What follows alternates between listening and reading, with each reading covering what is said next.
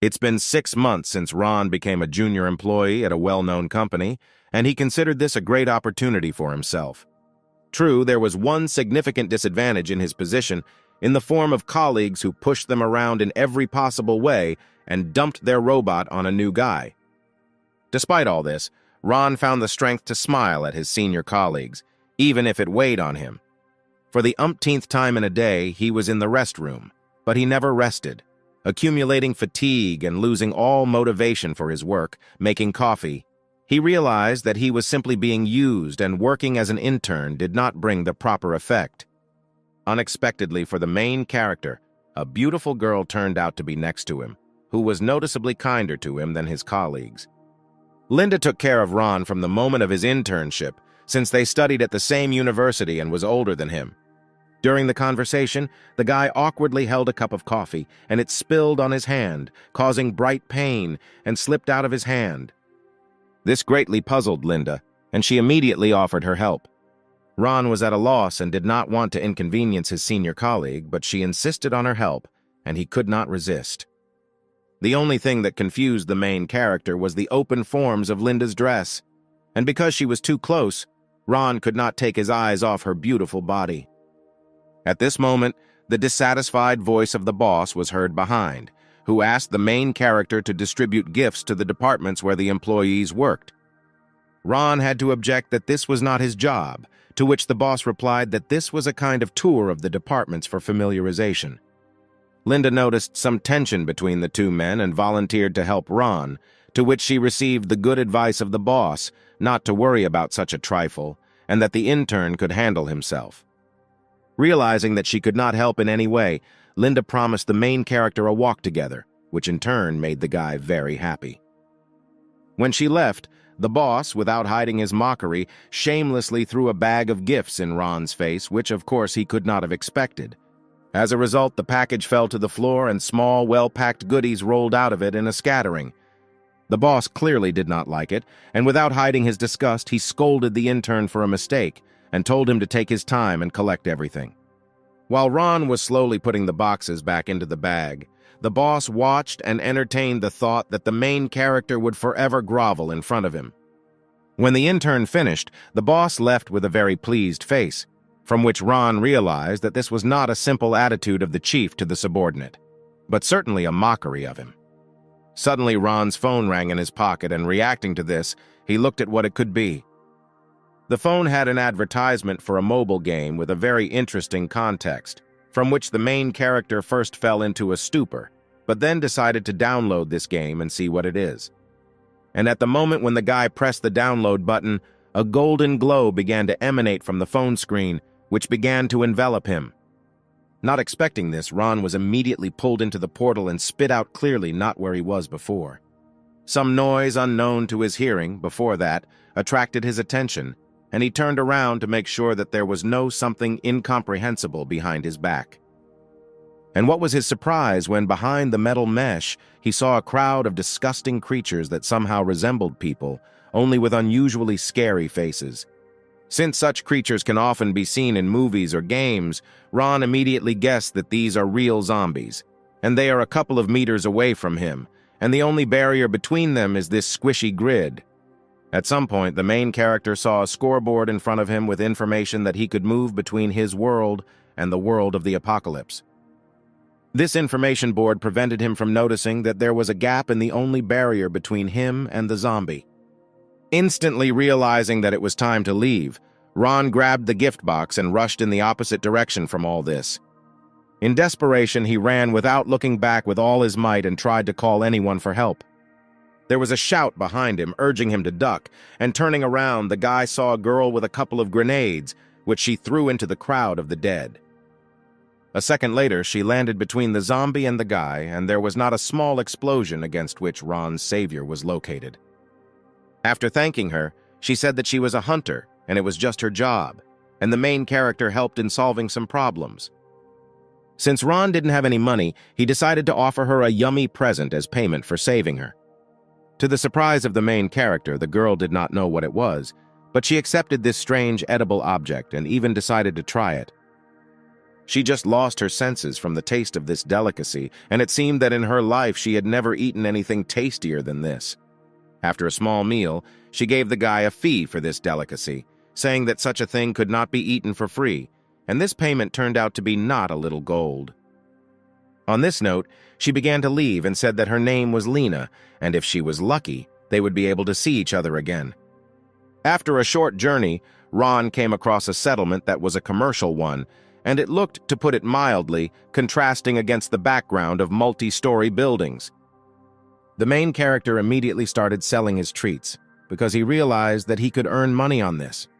It turned out that they only heard about this delicacy from their older relatives who lived before the apocalypse, and everyone was interested in it. When the main character was asked how much such a treat costs, he answered without thinking twice that it would cost 1 gram of gold for 1 gram of the product. Such a price greatly angered the local inhabitants, and Ron heard that no one could afford to buy such a thing for such money. To these objections, the guy calmly explained this cost in words, saying that no one knows how long he will live, but it's always worth trying something new and delicious. This meaning was caught by one of those present, and confirming the words of the main character, bought 50 grams of goodies for tasting. Behind the stranger's back, dissatisfied exclamations were immediately heard that the mercenaries were too rich and could afford more than others. The mercenary, accustomed to eating anything for survival, had already forgotten what delicious food was, and was over the moon from the combination of taste in his mouth. After the test, he immediately asked to sell him 2 more halves of the delicacy, but with different flavors, offering 100 grams of gold for them. Meanwhile, the rest of those present realized that they were missing something extremely tasty and began demanding to sell them at least 10 grams of treats. Everyone liked the taste of this unusual something, and they enjoyed the shares of this delicious moment with undisguised delight. Night fell imperceptibly, and Ron really liked to look at the bag of gold that he was able to earn in just one day. Such a prospect not only lifted the mood, but also increased the motivation for further sales, since the main character would be able to get his monthly salary in just a couple of months of such sales. And at the most joyous moment in his life, he felt something cold and sharp that rested on his side, and the call not to twitch. It was a typical robbery, from which he learned that a certain influential person was very much interested in him. Twitching in such a situation was almost suicide, but I didn't want to give away the honestly earned gold either, and Ron was trying hard to find a way out of this deplorable situation. Since he was only thinking about the robbery, he did not take into account that it could also be an attempt, which in fact turned out to be, and the killer admitted it without hesitation. And at the moment when the knife was already swung, the system reported that the ability to move between worlds had rolled back and it could be used again. The main character immediately accepted a request from the system for a refund, which is why the knife went through him. The killer, who did not expect such a turn of events, was in complete bewilderment and misunderstanding of what was happening, because he had never seen anything like it, and where could he see it? At the same time, Ron was lying on the couch in his room, sincerely glad that the recharge rolled back before he was killed. He was also glad that a few treats from his world cost a lot of money in another, as well as the rollback of the skill, which lasted only 12 hours. At work, the boss recalled the trainee's misconduct and said that the main character did not appreciate him a bit as the main one, and this was undoubtedly annoying. The stay in another world did not pass without a trace, and now Ron was able to refuse the boss, saying that he was not a courier and got a job in a company to develop skills. And immediately he had to refuse a senior colleague's request to make him coffee, given that it was said too familiarly. In turn, the senior colleague did not appreciate this act and painfully pricked the boss with words that he could not subordinate. The chief reacted calmly to this taunt, explaining the behavior of the youth to the ignorant, and turning towards Ron, he said that everything was not yet decided. The main character was met by Linda, and she was obviously surprised by his equanimity and determination. But he said that it was her merit, because she taught him this all the time, but he did not say that his confidence was because of the money he now had. Looking at his watch, he noticed that the time before the skill rollback had almost come, and soon he would experience the delights of another world again. Since he did not leave the coordinates, the transfer happened randomly, and Ron found himself in a flat area full of green grass. He had a heavy backpack on his shoulders in which he prudently put canned food, but he definitely did not understand where to go and where he was now. When suddenly someone put his hand on his shoulder without noticing anyone before, the main character decided to ask where to go and turned around. How much Matt broke out of him when he saw that it was a crowd of zombies, and without wasting a second he rushed from his place to another long run. But the backpack turned out to be too heavy and slowed Ron down a lot on the way to a bright future, and he needed to do something urgently. I couldn't think of anything better than opening canned food and throwing them at the feet of zombies as an offering, in case they stopped chasing him. And this trick worked. For a while the zombies stopped and started trying canned food, which made it possible to run away from them a little further. In this adventure, the main character did not cost a small amount of canned food, but to be precise, half of his stocks, which was a serious loss for business. The zombies were approaching again, inexorably shortening the distance, and they did not like the offering due to the dissatisfied growl. Ron quickly realized that canned food would not satisfy them. They needed living human flesh, which means there was not much choice, and he decided to fight. Since a quick decision was required, the main character climbed into the system's scoreboard and began looking for an exchange of his valute for something useful, and this turned out to be combat skills that cost 100 points. One of the zombies had already bent down on him, making a terrible guttural growl, but it was too late. Ron, with lightning reaction, kicked the zombie in the stomach with a U-turn, leaving no chance for the body to stay on its feet. Now that he had a basic melee skill, he wasn't a bit afraid of these creatures, but on the contrary, he wanted to take out his anger on them for the damaged goods. He began to shred zombies with his bare hands, one by one, sparing no effort, while confidently owning his body and coordination. Considering how weak he was before getting this skill, Ron was pleasantly surprised, because now he could take down 3 zombies with his bare hands. Suddenly behind him, he heard the noise of an engine and praise for the show provided. The owners of the car introduced themselves as hunters and explained that they wanted to help after seeing the main character and a bunch of zombies, but were pleasantly surprised by what happened.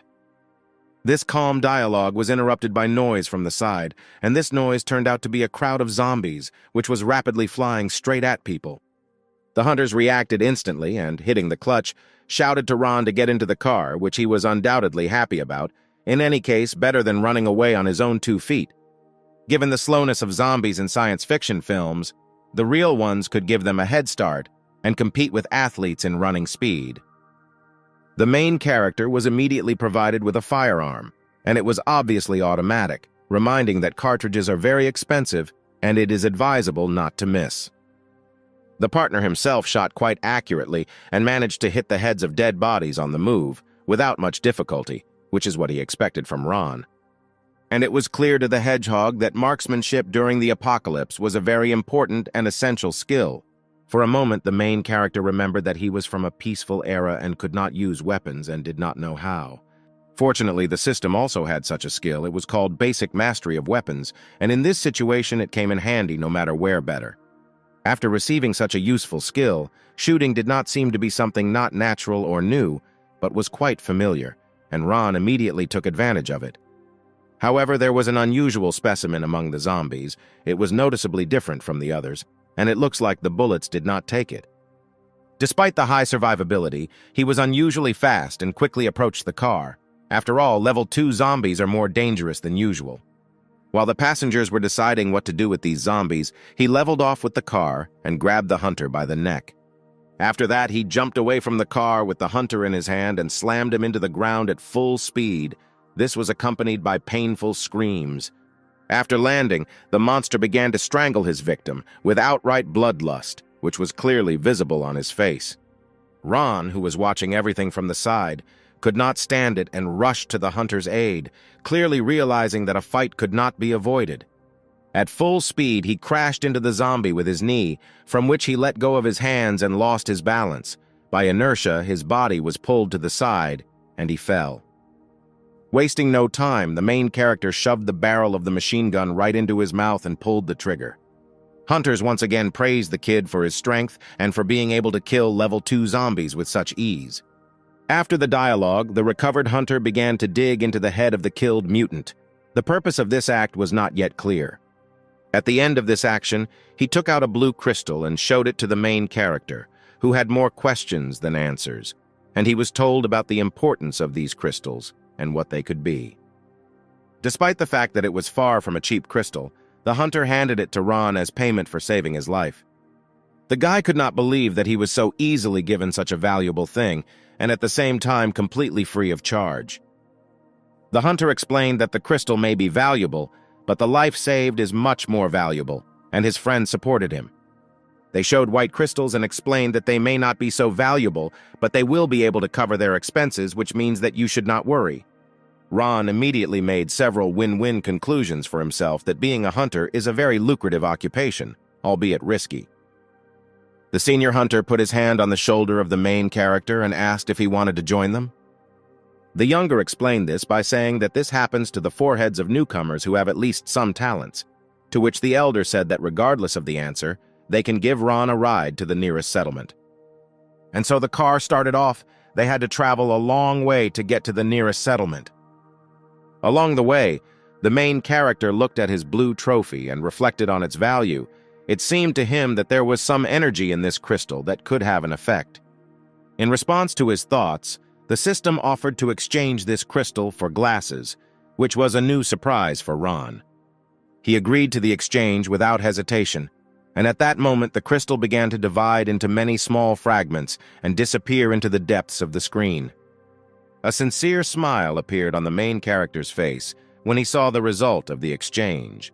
The crystal cost like 100 grams of gold, which was a very good indicator.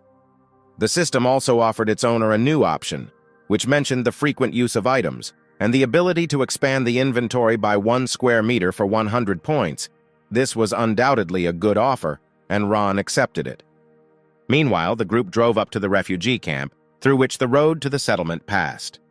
The place was as unpleasant as possible, but not because of the disgusting or something like that, but because of the unbearability of looking at starving people who need absolutely everything they can need. The main character saw a picture of a little girl standing in front of the car and begging to give her some food. It was obvious from her that she was severely emaciated and clearly in need of food, while it was all a child. It would seem that no one could refuse these innocent children's eyes, but a shot sounded, and blood gushed from the little body. She did not even understand what had happened. She was shot by the driver of this red car. With fierce hatred, he was already yelling at the lifeless body of the girl, "Don't you dare touch, get out of the way," and similar nonsense. Something clicked inside Ron with such force that anger had nowhere to go. Literally in a second, he hated this man with all his heart. However, a friend stopped him from the irreparable, explaining that in such a world they live, where life has no value and power rules everything. This girl was not killed in vain. She became a reminder to the main character that this world is radically different from his native one, and if he is weak, he will be killed. There was a security guard at the entrance to the settlement who checked vehicles and a pass to enter the settlement. He recognized the older hunter named Autumn, and a smile shone on his face. With interest, he asked about today's outing. Since the guard was in debt to Autumn, he asked him to make a pass for Ron, since he did not have one. The settlement was surprisingly large, had a huge fence with watchtowers around the perimeter, as well as a large number of various buildings. Here the paths of the hunters and the main character diverged, since their base was located elsewhere, and Ron thanked them for their help with the pass. The hunters drove on, and the guy waved after them. Now it was time to sell what he had come all this way for, of course. It was canned food, and he hoped to get a decent amount for them. On one side, a guy was selling a new SUV, loudly announcing a 70% discount, which was really generous for such a car. From another vague appearance, the type was pleased with alcohol, which was produced before the apocalypse for a lot of money. And while Ron was thinking about the serenity of this place, a suspicious and very frisky man blocked his view. This guy took the main character for a rich man and decided to sell him one of his machines, clearly hinting that the purchase would be worth it. However, the guy did not immediately realize that this was a merchant, and he indignantly asked if it was normal to rob in broad daylight, and even with a weapon. But realizing that he was not in danger, he still sincerely did not understand what the weapon had to do with him. It turned out that the merchant had a trained eye, and he immediately noticed the guy as he got out of the hunter's car. which led the merchant to think that perhaps the main character would need a weapon.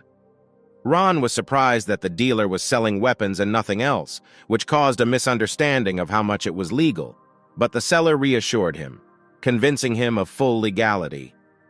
Having dealt with the legality, the seller went on the offensive and gave a 20% discount on this machine, only 5 blue crystals, to which he heard a refusal. Then the seller asked if the main character could have gold since there are no blue crystals, to which he received the same answer. Without giving up, the seller offered an absolute deal for 200 potatoes, and even this was not crowned with success. After so many unsuccessful offers, his face changed, and instead of friendliness, dislike, and disgust for the poor buyer appeared. Only he didn't take into account that Ron had a trump card up his sleeve, which he hid in his inventory just in case. And at that moment, the main character could not be stopped. He was looking forward to seeing the face of this huckster when he opened the canned food. The smell alone began to drive the merchant crazy. Since it definitely smelled very tasty, there were no problems agreeing with the main character to exchange weapons for just 1 jar of this outlandish food. But as it turned out, the weapon was without ammunition, and it seemed strange to Ron, however. The dealer explained that the trade in cartridges was illegal, and they could only be bought at a special warehouse. After some time, the guy was still able to find this warehouse, and found that it is in demand among hunters and mercenaries, whose life is tightly connected with weapons. Since he didn't understand much about the caliber of his weapon, he just asked about the availability of cartridges for his rifle. And yes, there were cartridges available. However, this surprised the guy at least by the fact that the price of 10 rounds was equal to 1 gram of gold, which was not a cheap pleasure. The seller, a happy pretty girl, explained this cost by the fact that a bullet cannot rarely save the owner's life, even if it is only one. Seeing the surprise on the guy's face about the price, she was skeptical about his solvency, but he unexpectedly took out a whole bar of gold. This momentarily removed all doubts about his poverty, and she quickly prepared a bunch of cartridges for her buyer.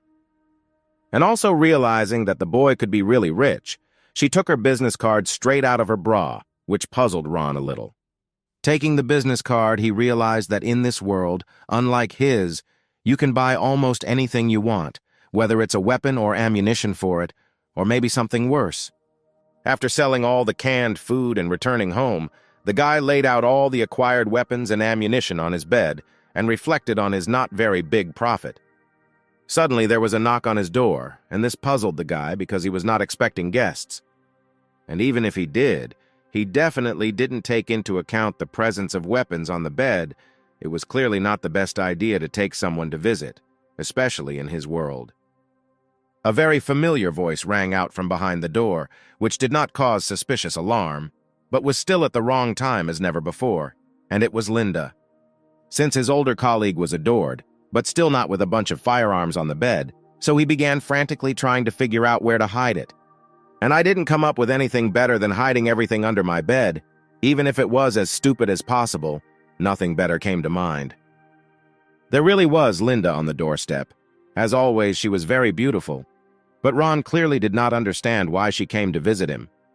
She, as usual, was in high spirits and asked why he had been fumbling behind the door for so long, to which a completely logical explanation related to a quick cleaning sounded. Since the guest needs to offer something, Ron climbed into the refrigerator, and he was casually visited by the idea that Linda was not only good to the girl, she was also an excellent cook.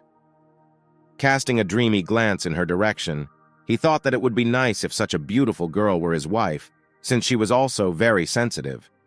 He would come home from work exhausted and tired from a hard day's work and would be proud to say, "Darling, I'm home."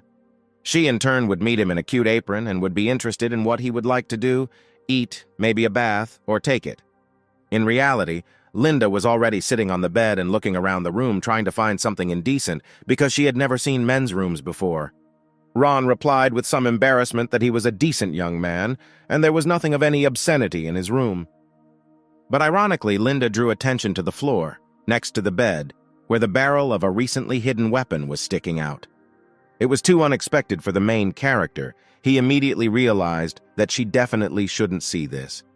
Therefore, he rushed in her direction so much with one thought: she should not see what is stored there. but by a ridiculous accident, he pushed her onto the bed and himself was on top, clearly not expecting such a turn of events. He jumped up from his seat and tried to justify it by saying that Linda is very beautiful, and he was unable to restrain himself from such a temptation. To the surprise of the main character, Linda reacted quite normally, if you do not take into account excessive embarrassment. When she left, she said that it was normal for young guys at his age to want a beautiful girl. Ron had already thought that Linda would hate him and would no longer communicate with him, but she, closing the door, said that she was pleased to hear it from him. The room became empty. The main character stood empty in it with a very pleased face, not believing that this had really happened. But slapping himself on the cheeks, he quickly brought himself to his senses and began to prepare for the next transfer to another world, since this was an extremely important task. Walking through his hometown, he reflected that selling canned food in large quantities would attract a lot of extra attention, and he needed to find something simpler. And then he caught sight of a man with a sign about the sale of potatoes, and this idea seemed great to the main character. Ron asked about the cost of potatoes, to which he received the answer that this year was not very successful for the seller, and if the main character buys, he will get a 20% discount. The guy said he would buy potatoes from the man, and the seller asked how many potatoes the main character needed. To this, the guy said that he needed all the potatoes that he had, but only on condition that they were delivered directly to his door. From such generosity of the buyer, the man could not stand it and tore his t-shirt, exposing his bare, muscular torso, shouting that the delivery of potatoes would not be a problem for him. It was only at this moment that the guy realized that he had to first find out how many potatoes a man has, but I have good thoughts about being late. The delivery, as it was said, did not cause problems, and now there was a huge mountain of potatoes lying in front of the guy's door, which was undoubtedly too much even for his ideas. After some time, he returned to the settlement, and it was still as simple and had almost nothing from the previous civilization. Having packed himself with potatoes, the guy was thinking about how popular his sale would be, and whether it would be popular at all. From somewhere nearby came the sound of metal forging, which was unusual in the world with firearms. Passing by, the guy stopped to look and saw a real forge and a blacksmith forging some kind of workpiece. The guy was clearly perplexed with what was happening and asked about the expediency of using a bladed weapon, having a firearm with him. The blacksmith reacted calmly to this and said that firearms need constant care and ammunition replenishment. Bypassing all this is a source of noise and can attract more zombies. This seemed to be an indisputable advantage, and the guy decided that having a system with a lot of skills, he could use a cold weapon, and it's worth buying one for himself. But it was still not clear the cost of edged weapons and why they were being sold at all, to which the blacksmith said that he was not interested in money, but only food and delicious. Ron decided to offer him potatoes as a meal, even though he himself thought that the blacksmith would not like this idea. However, the blacksmith was very surprised by such food. He was especially surprised by the purity of this potato, and it was clear that he liked it, and it was understandable since it was grown in another world. The blacksmith smiled good-naturedly. It brought him pleasant memories from the past, and he offered his best katana for this potato. After exposing the katana, he said that it was based on crystals from corpses, and it is capable of causing additional damage to zombies, as well as absorbing their blood. Taking the katana in his hands, the main character noticed that it is very sharp and can quickly blunt, but the blacksmith assured that after it absorbs the blood of zombies, it recovers. After such a discovery, the guy realized that just one bag of potatoes for such an unusual and most likely powerful weapon was a very good deal.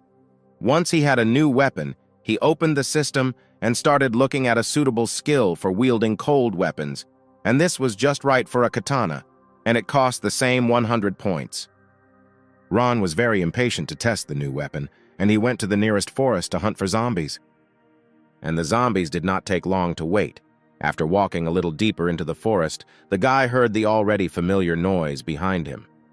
However, now he was not afraid of them, considering that he had become much stronger from the first time in this alien world.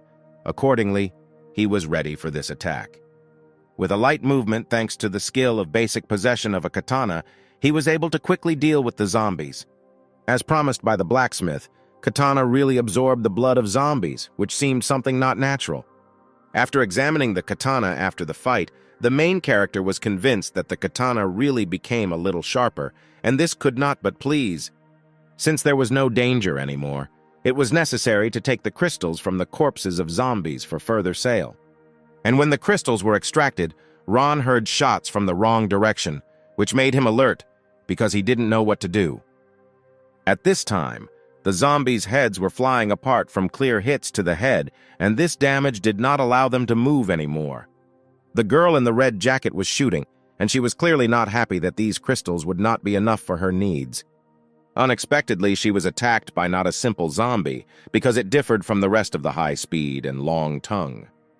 However, the zombies of the second level are stronger and are not afraid of being hit by a gun, which the huntress owned, and there was no noticeable damage. The huntress was not stupid, and she understood that the power of a pistol shot was not enough, but there was no choice, and she reached for the next clip. At that moment, the zombie reacted faster and grabbed the huntress by the hand in which she was holding a new clip. This caught the girl by surprise, and from an unexpectedly strong grip, her hand loosened and the clip fell to the floor, which did not bode well. By the time the huntress realized that she had been grabbed by the hand, she was already completely enveloped in the mutant's tongue. Moreover, this monster was in no hurry to kill her. He decided to play with her a little, and began to slowly drive the end of his tongue along her neck, which looked very disgusting. Realizing that she would not be able to get free and something irreparable was about to happen, the girl screamed at the top of her voice for help. At that moment, Ron appeared from behind the tree trunks and warned her about the danger, taking his katana at the ready. In one simple movement, he was able to chop off the monster's tongue, thereby freeing the girl from a strong grip. The next moment, the main character decided to end this fight and rushed into the attack, assuming a fighting position.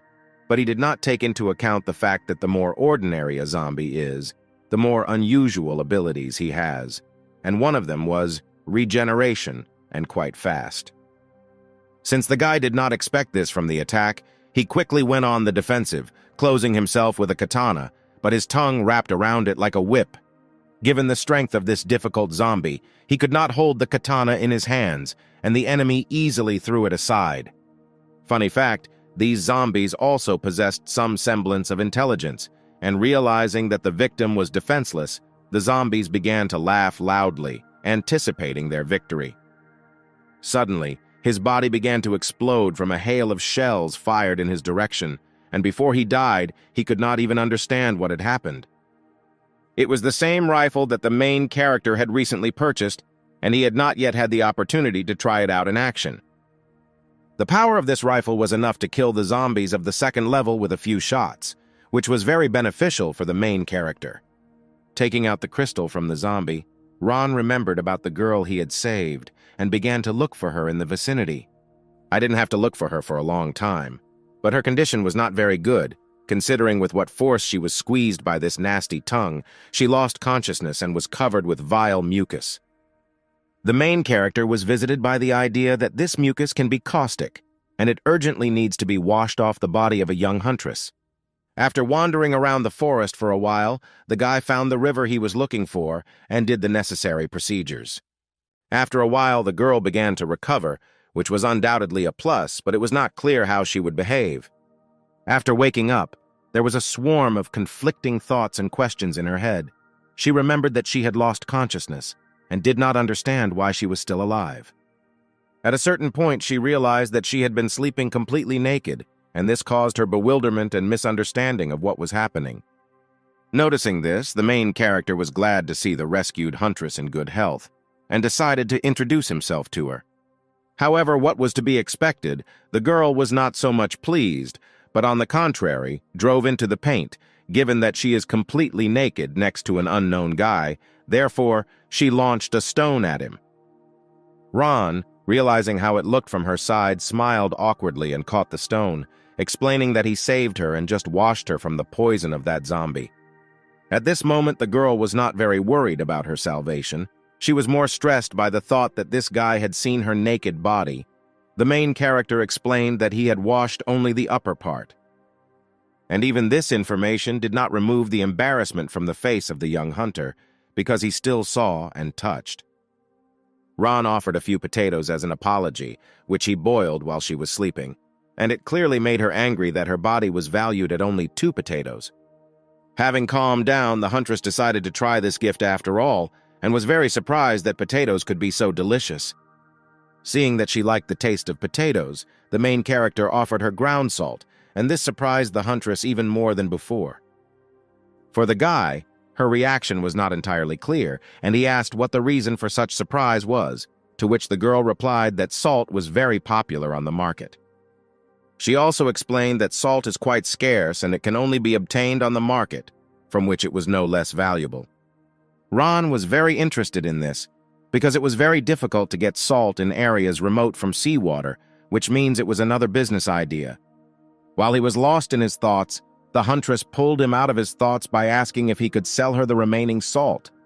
At this moment, the main character came up with an interesting idea, and he offered to give the remaining salt for free. The girl could not believe in such generosity, and uncertainly asked if it was a joke, to which the guy replied that it was just a bag of salt.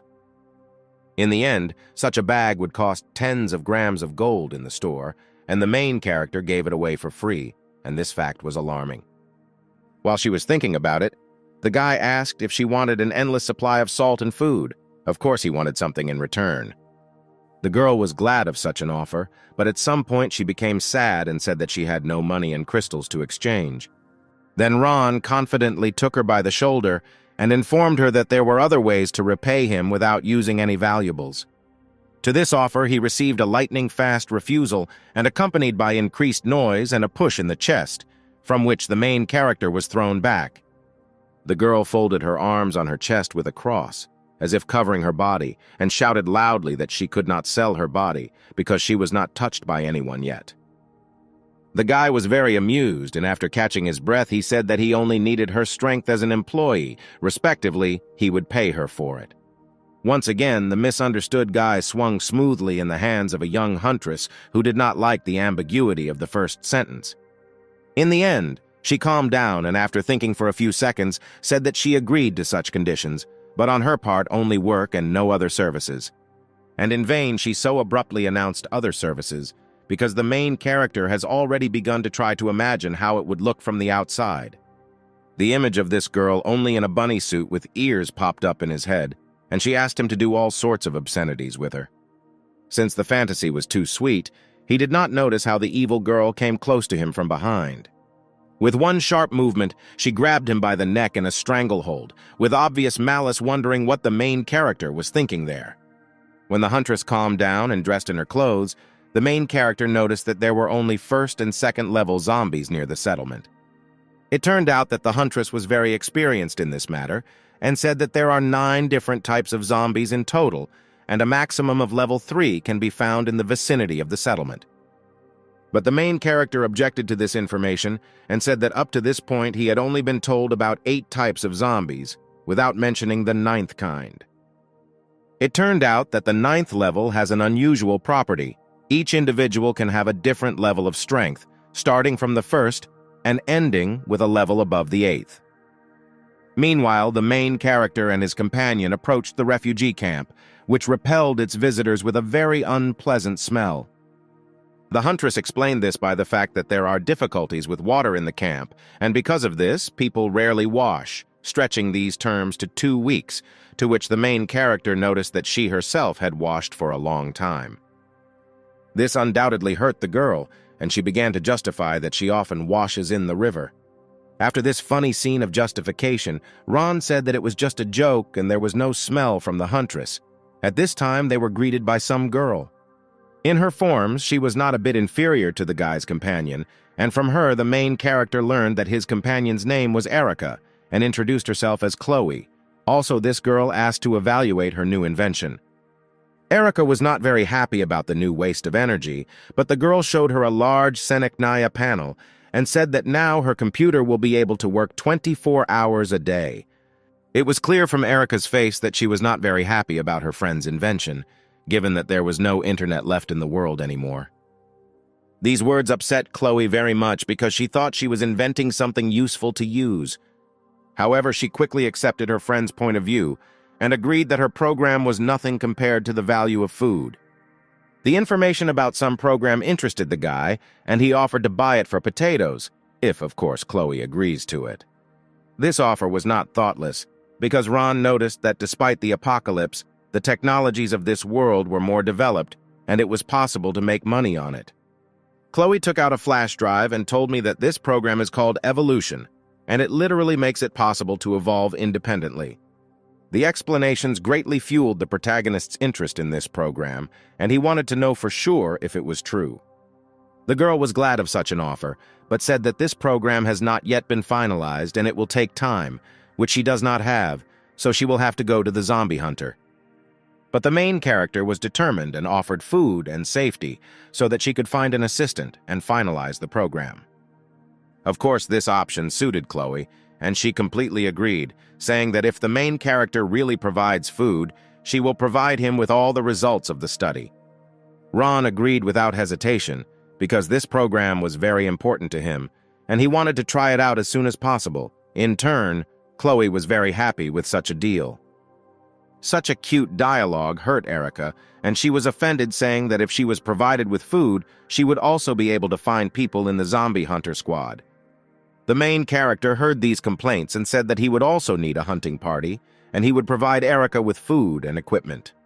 Erica's behavior changed a lot, and she was obviously happy with these words, even if she was not completely sure of their honesty, to which the main character said that this was not a joke.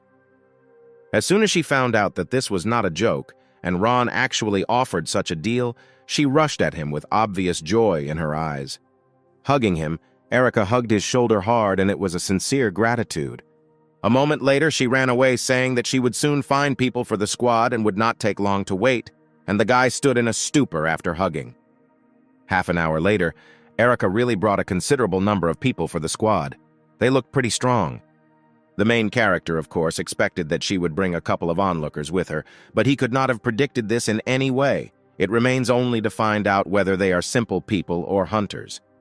Erica said with full confidence that these are very good hunters and their skills are at the proper level, only they want to eat first. Ron took out a bag of potatoes and offered it to the hunters, saying that he never lies, and if they listen to him, they will be able to earn money. The hunters near the tree were skeptical and thought that the main character was too weak to be a leader. When suddenly a bullet flew between them and crashed into a tree, signaling to them that they were in danger. It was the main character who heard their conversation and brought it to the attention that if they tried to rebel against him, it would not end well for them. After such a confident speech, the hunters were definitely happy to work for this guy, but they were even more pleased with the thought of food, which was full. Ron looked at everyone present and realized that they had almost no equipment for conducting raids and offered to buy it. Meanwhile, the forest had its own special atmosphere and zombies roamed, not afraid of absolutely anything, but in vain because they were destroyed in the blink of an eye by accurate shots of hunters.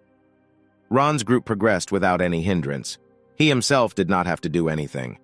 After taking the crystals out of the corpses, the main character said that the hunters would shoot in the head because they were wasting ammo. At that moment, a rather unpleasant-looking guy came out of the bushes. He was huge, and his stomach was not inferior to his size. He shouted at the hunters to find out which gang they belonged to, since they had entered someone else's land. Apparently, he recognized Erica and was angry because in the past she managed to steal something from them and apparently went unpunished. But she wasn't the least bit intimidated by his evil face and the tone with which he spoke, since she was standing between two hunters with weapons on the edge. From somewhere behind, the voice of several more people who came to the aid of the fat man was heard, and they were sure that a bunch of refugees were not dangerous for them. The main character did not like it, as well as the fact that a gun was pointed in his direction, but this did not interfere with his self-confidence. And at the moment of his speech, the main character took out a katana and made a vertical swing. His facial expression changed from friendly to very unfriendly. The guy with the gun was not scared at all because he was confident in his own abilities and in the pistol, which gave him an advantage over the katana. But he did not take into account that the distance can be quickly shortened, which the main character took advantage of and cut off his hand, in which he held a gun. A moment later, A heart-rending scream rang out over the forest because this bandit realized that his hand was gone, and the pain flew into the severed place. Considering that this would be enough, the main character threatened the bandits and asked them to tell their boss that the refugee camp was no longer in his power. The bandit without a hand was clearly not enough, and he began to claim that their boss copes with zombie mutants alone, and the main character will also die for nothing. But quickly assessing the situation, he ordered them to return to the base since they could not win this battle. And when they were about to leave, the main character called out to them. They definitely did not expect this, but they understood that it would not end well for them. Since the main character's advantage was undeniable, he was annoyed that neither wanted to just leave after all those insults, and he ordered them to give up all the things they had. The guy without a hand began to be indignant that it was better to be killed than humiliated, expressing his obvious dissatisfaction with what was happening and saying that the main character was too cruel. And despite this, they did not have a very big choice from which they had to come to terms with what was happening and obediently lay out all their things. But the main character was not satisfied with these meager belongings because bandits have long oppressed refugees, and this payment is too little, so they had to leave quickly. Although it was the dead of night outside, there was a light on at the base of the hungry wolf gang, but the night was not too dark because the moon was full. The bandit without a hand was kneeling in front of his boss, who was a huge man who vaguely resembled Indians. The bandit had a hard time because he brought bad news to his master. In response to the report, the boss called the refugees just dogs that depend on their owner, and part of it could be called true. The giant approached his subordinate and put his hand on his shoulder, saying that they could not ignore it. However, the boss was clearly not happy with the fact that his subordinates lost without a fight, gave all their supplies to the refugees, and believed that such garbage had no right to exist in their gang. The bandit began to understand what his boss was talking about, and what he meant by saying what he meant by talking about existence. It scared him to the point of trembling, and he began to beg for mercy. But it didn't save him. Only the shadow of a wolf on the wall mercilessly bit off the head of a one-armed bandit for his first and last mistake. The next day, the main character's group ran into the fat man again, and this time was not going to let him go, wanting to avenge all his mockery. But this sturdy man with a sword was not really afraid of refugees, considering that he was in the strongest gang, and it was up to them to decide who became stronger and who did not. Ron didn't care at all what the name of this dangerous gang was. Hungry wolves or dogs, absolutely no difference. And if they cooperate, then it's good. But if not, then it won't end well. The fat man took the gun raised in front of him as a serious threat and decided that the main character did not have the guts, showed where to shoot.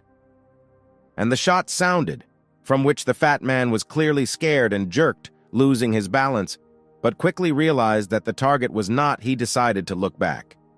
Behind him lay the corpse of a zombie with a pierced skull, and the fat man was scared by the thought that in place of this almost headless zombie, he could be himself. As if reading his thoughts, the main character confirmed that if they did not cooperate, the fat man would be next. Realizing that it was not worth waiting for more, the bandit jumped up and ran away with all his legs, managing to threaten, shamefully leaving the clearing. Since Ron couldn't be called a local from the word at all, he had no idea what the danger of the wolf gang was, which can't be said about Eric. She understood that the bandits were dangerous, and explained that due to lack of resources, the gangs had divided the territory, and they would not give it away so easily.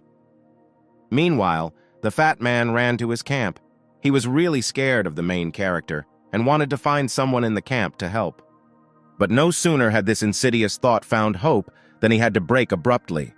Since he had been away from the camp for quite a while, he could not quickly figure out what had happened here while he was away. All his companions were lying dead, and they were not killed by weapons or anything else, but most likely by someone very strong and capable, since he was able to kill a whole group of hunters. And this someone was already standing behind the fat man, who was not a small child at all, but clearly felt that the creature behind was taller and bigger than him. Turning around, he saw a huge zombie with no less huge teeth, whose entire appearance indicated that this was the third level. From the side where the fat man ran away, a deafening scream was heard, which echoed through the clearing where the main character's group was located. No one except Ron understood whose cry it was, but he guessed that it was a fat man and commanded to be on guard. A minute later, the same bandit jumped out to meet them, but he was without his sword and was so scared that he ran very fast. And the squad saw a not very pleasant picture because they saw what was chasing the fat man. A huge hand was rapidly approaching the bandit. In less than a second, the bandit's head, which completely fit into a huge hand, felt the tension. A very large zombie took the fat man with both hands like a sandwich and slowly began to bring him to the open mouth. And when he bit off half of the bandit's body, the main character's group realized that this zombie was more dangerous than the second level. Panic seized the hunters who had never seen such large mutants. They clearly did not want to die and asked to run away, just not to fight with this monster. But Ron had already clearly decided that they would have to fight because if they ran, this zombie would kill them one by one, and in order to avoid this, he gave the command to everyone to line up to strike. And as soon as the panic in his ranks subsided, having assessed the situation once again, he gave the command to shoot, firing the first shot at this creature. The whole squad obediently opened fire, sparing no ammunition and their weapons, because the prospect of dying here did not please anyone. While the whole group was shooting at the enemy, the main character gave orders where and which group to shoot in order to immobilize this zombie. And this tactic bore fruit, because the monster stopped and tried in every way to cover himself with his hands from this hail of bullets. It began to seem to all hunters that the weapon their boss bought for them was very powerful and capable of stopping level 3 zombies. But at some point, the zombie stopped defending itself, opened up and began to yell furiously, exuding a red glow from itself.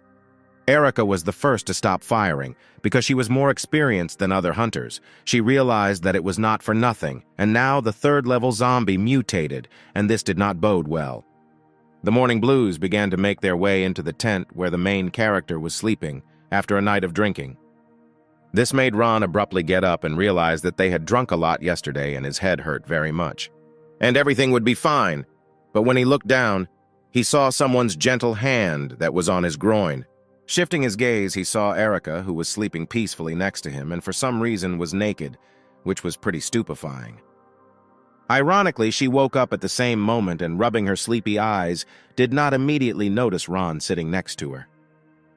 While she was recovering from a stormy evening, the main character decided to give a voice, which Erica clearly did not expect.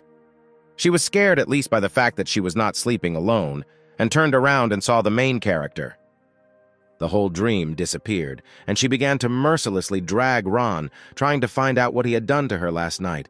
But he, like her, did not remember anything. In the midst of the swearing, Chloe came into the tent to inform that the program that the main character had asked her for was already ready. By a strange coincidence, at this point in time, everything looked the way it looked, and Chloe wondered if she had entered on time. 2 young men jumped up from their seats and, like small children who were caught by their mother, began to justify that nothing had happened between them. Chloe knew this for sure, because she herself had dragged their drunken bodies into this ward since there were no other places. The only thing that was not clear to these 2 was that they slept without clothes, to which Chloe said that they both vomited and she had to undress them. Even though it was done out of good intentions, Erica did not like that she slept in only her panties. The programmer handed the flash drive to the main character. There was a program on this flash drive that could attack someone else's computer, and even an idiot could use it. Ron didn't like that I took him for a stupid person, but considering the last few days, it was well-deserved what yesterday's drinking was worth. But he was clearly confident in his abilities, since he had experience in handling programs, and no difficulties should arise. In the company where the main character worked, everything was as usual. Small departments with employees who were doing their job. Ron was also one of these employees, but as usual, his boss approached him and threw his work on him. Leaving, this scoundrel rejoiced, because he gave an impossible task for an intern, and he will definitely make a mistake wherever, and most likely will not have time at all. Suddenly, something very weighty and soft landed on the head of the main character, for which there was only one explanation: it was someone's chest. It was Linda. Having heard about the impossible task from the boss, she decided to offer her help to solve the situation. However, Ron was determined to do everything on his own, and Linda did not need to know what he would do. She did not object and asked to call if anything was needed. Now that he was alone, he took out the flash drive that Chloe had given him and decided to see how it worked. As soon as he inserted it into the computer, the program on the flash drive started on its own and was surprisingly simple, but effective. The main character seemed to be in a space with a lot of running lines that processed all the information in the office very quickly. One of the abilities of this program was the ability to watch someone through someone else's computer, and the main character immediately took advantage of this. Looking at his colleague through the monitor, he was able to guess that he was watching some kind of vulgarity again, instead of doing work. He also discovered that his boss was communicating with an employee of a competing company, and this alerted him, and also gave him the opportunity to avenge months of humiliation. As soon as the plan was ready, Ron hacked into his boss's computer with special cunning and found irrefutable dirt on him. A few hours later, the boss announced an intern about overtime work for today, which implied several urgent tasks. The trainees clearly did not like this course of events, since they were not paid for overtime, but performed as a full-fledged one. The main character got tired of enduring this, and he asked the boss not to dump his work on others, but to do it on his own, to which he received the expected answer about the absence of evidence. But the intern was ready for such a turn and threw a bunch of sheets of paper with compromising materials at the top, giving others the opportunity to look at him too. And the interns, seeing the information on paper, were not very happy that they had to make game models from a competing company. To these objections, the boss began to yell that they were just interns and useless for the company, but at least they were doing something. But to his surprise, he heard the voice of the director of the company, who wanted an explanation of what was happening, and was clearly dissatisfied with the behavior of his deputy. In turn, the deputy tried to justify himself, and assured that he had done nothing of the kind, and it was all an empty slander. However, it was clear from the director's face that he was not going to listen to these pathetic words, since the fault of his deputy was obvious. The head of the company understood that a conflict with junior employees was inevitable and tried to smooth it out, promising that there would be no such attitude in their direction in the future. But Ron was determined and said that he had already written a letter of resignation and no longer intended to stay in this company. Unexpectedly for everyone, the other interns also expressed a desire to quit because they too were tired of such a careless attitude. In an instant, the department, which had about 6 young employees, was empty, and all this because of the negligent attitude of their boss. Naturally, this could not please the head, given that on the eve they took a large order, and now it will take much more time to complete it. Given all this, he asked his deputy to write a letter of resignation. At this time, the main character felt definitely not smart, because of him, many people voluntarily left the company, and he felt guilty for it. But his colleagues did not agree with him, because their desire was voluntary, and they had already endured all this for a long time. However, they were depressed because now they had to look for a new job, and some had families to feed. In this regard, the main character had a plan, and he invited his colleagues to work for him in the future, since he plans to open his own business and he will need help. The young people were very pleased with this news because there was no need to find a job, and their new boss is well known to them as a person. The next day, Ron went to another world again, as he had a lot of plans. He reflected that reselling goods from one world to another is a long and not as profitable occupation as he wanted, and now that he has some capital, he needs to create his own company. He was pulled out of his thoughts by the unexpected cry of hunters who shouted to him about some problem. They were quickly approaching the camp on motorcycles and shouted right on the move that Erica was in some kind of trouble, and she urgently needed help. Since the main character did not understand what was going on, he asked the hunter to calm down and tell everything again, only more clearly.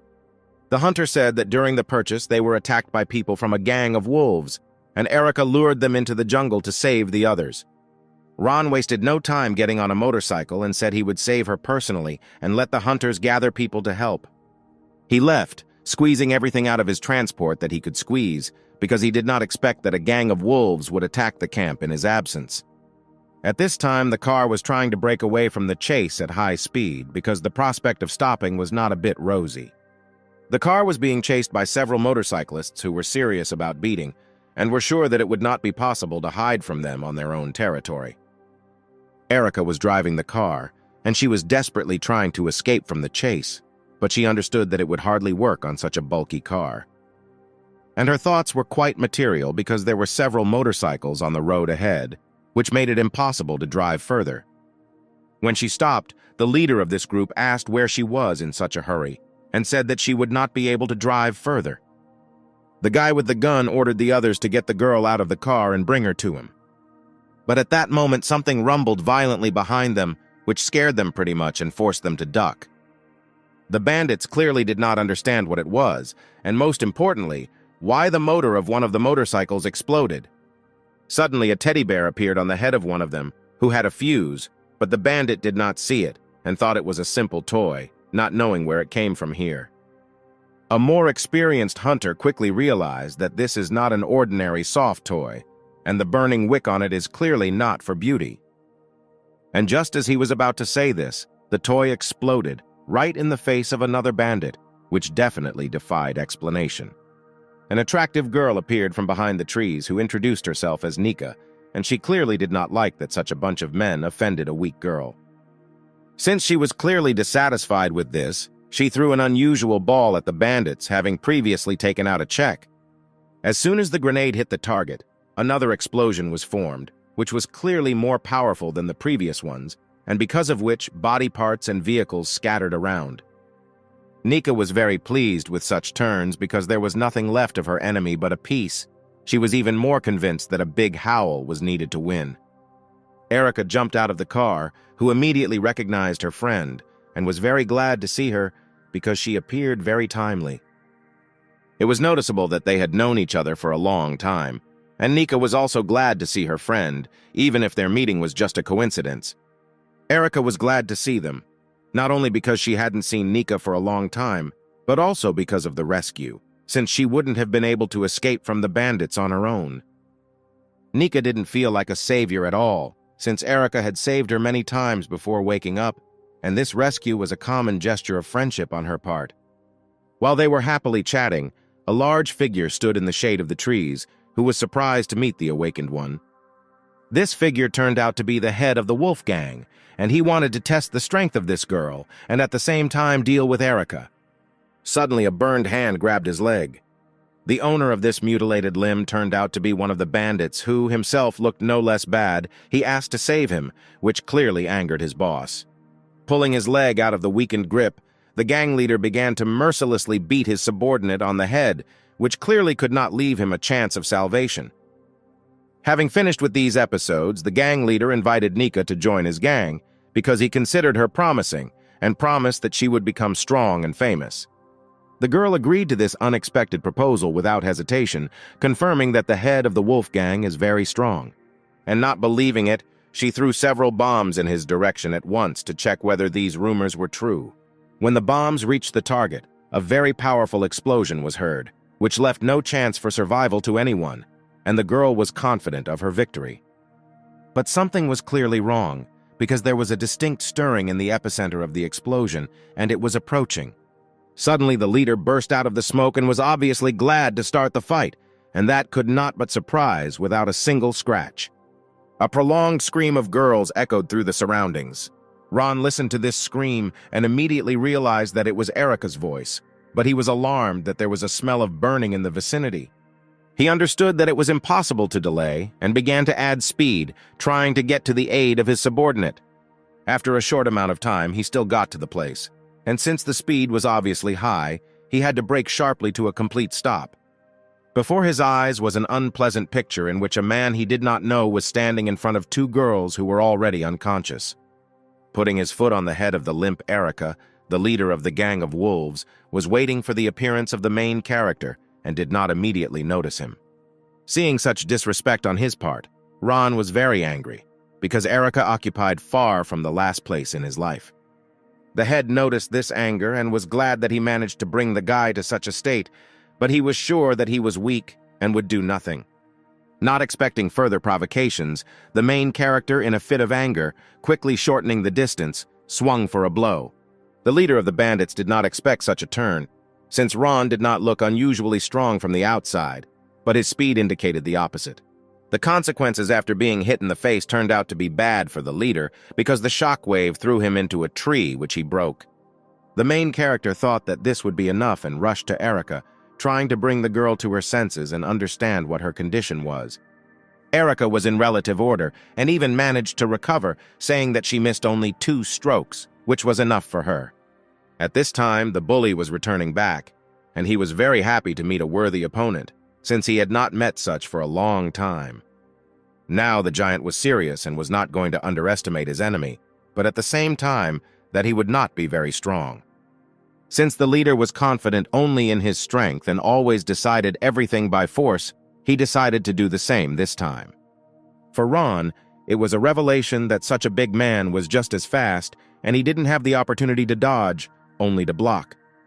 The head, in turn, was clearly confident in his strength and thought that a simple block would not save such a fragile body from damage. But the main character was unharmed. He received only minor damage and understood that he would not be able to fight on equal terms with such an enemy, and he would have to use the help of the system.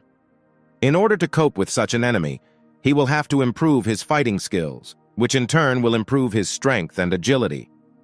There was nothing else on the screen besides these abilities, which upset the main character, because this was all he had to build a business. After spending a lot of points on leveling up skills, Ron felt an unusual surge of strength, which he had never felt before. While he was doing this, the leader wasted no time and was already preparing to deliver another crushing blow, and he was sure that this blow would be the last. Gathering all his strength, he hit straight at the target, but his fist stopped before reaching the target. Realizing that his most powerful blow was stopped with only one hand, he was in confusion and did not understand how this was possible. The main character was pleased with his improved skills because now he could fight to the fullest. Holding the enemy's hand, he picked him up with his other hand and made a powerful throw through himself. It was definitely a martial arts technique. Even though it was a throw, but as Ron's physical strength increased, he was very strong. The leader clearly did not expect to face such a force, and he already began to understand that in pure physical strength, he is inferior to the main character. Ron was disappointed that the bandit turned out to be so weak and wanted to finish the fight by hitting the enemy's face. The bandit, realizing that he had no chance of winning, used his only trump card and began to turn into a wolf. The transformation took place almost instantly, and the main character did not have time to react to it, and he was thrown back. Landing on his back and raising his head, he did not understand what had just happened and what kind of creature was in the place of the bandit. Instead of the leader of the bandits, there was a huge wolf in front of his eyes, who said that the main character would never be compared to the power of the awakened. Absolutely not understanding what was happening, the main character was frantically trying to figure out what it meant to wake up. The wolf brought a little clarity to this question, saying that only some people achieve powers that exceed human ones, but in order to achieve this, you need to absorb crystals from corpses. Shouting that the main character is weak in comparison with him, the wolf struck a fairly quick blow with his paw. This speed was enough for Ron to react late, and as a result he had several shallow wounds on his body.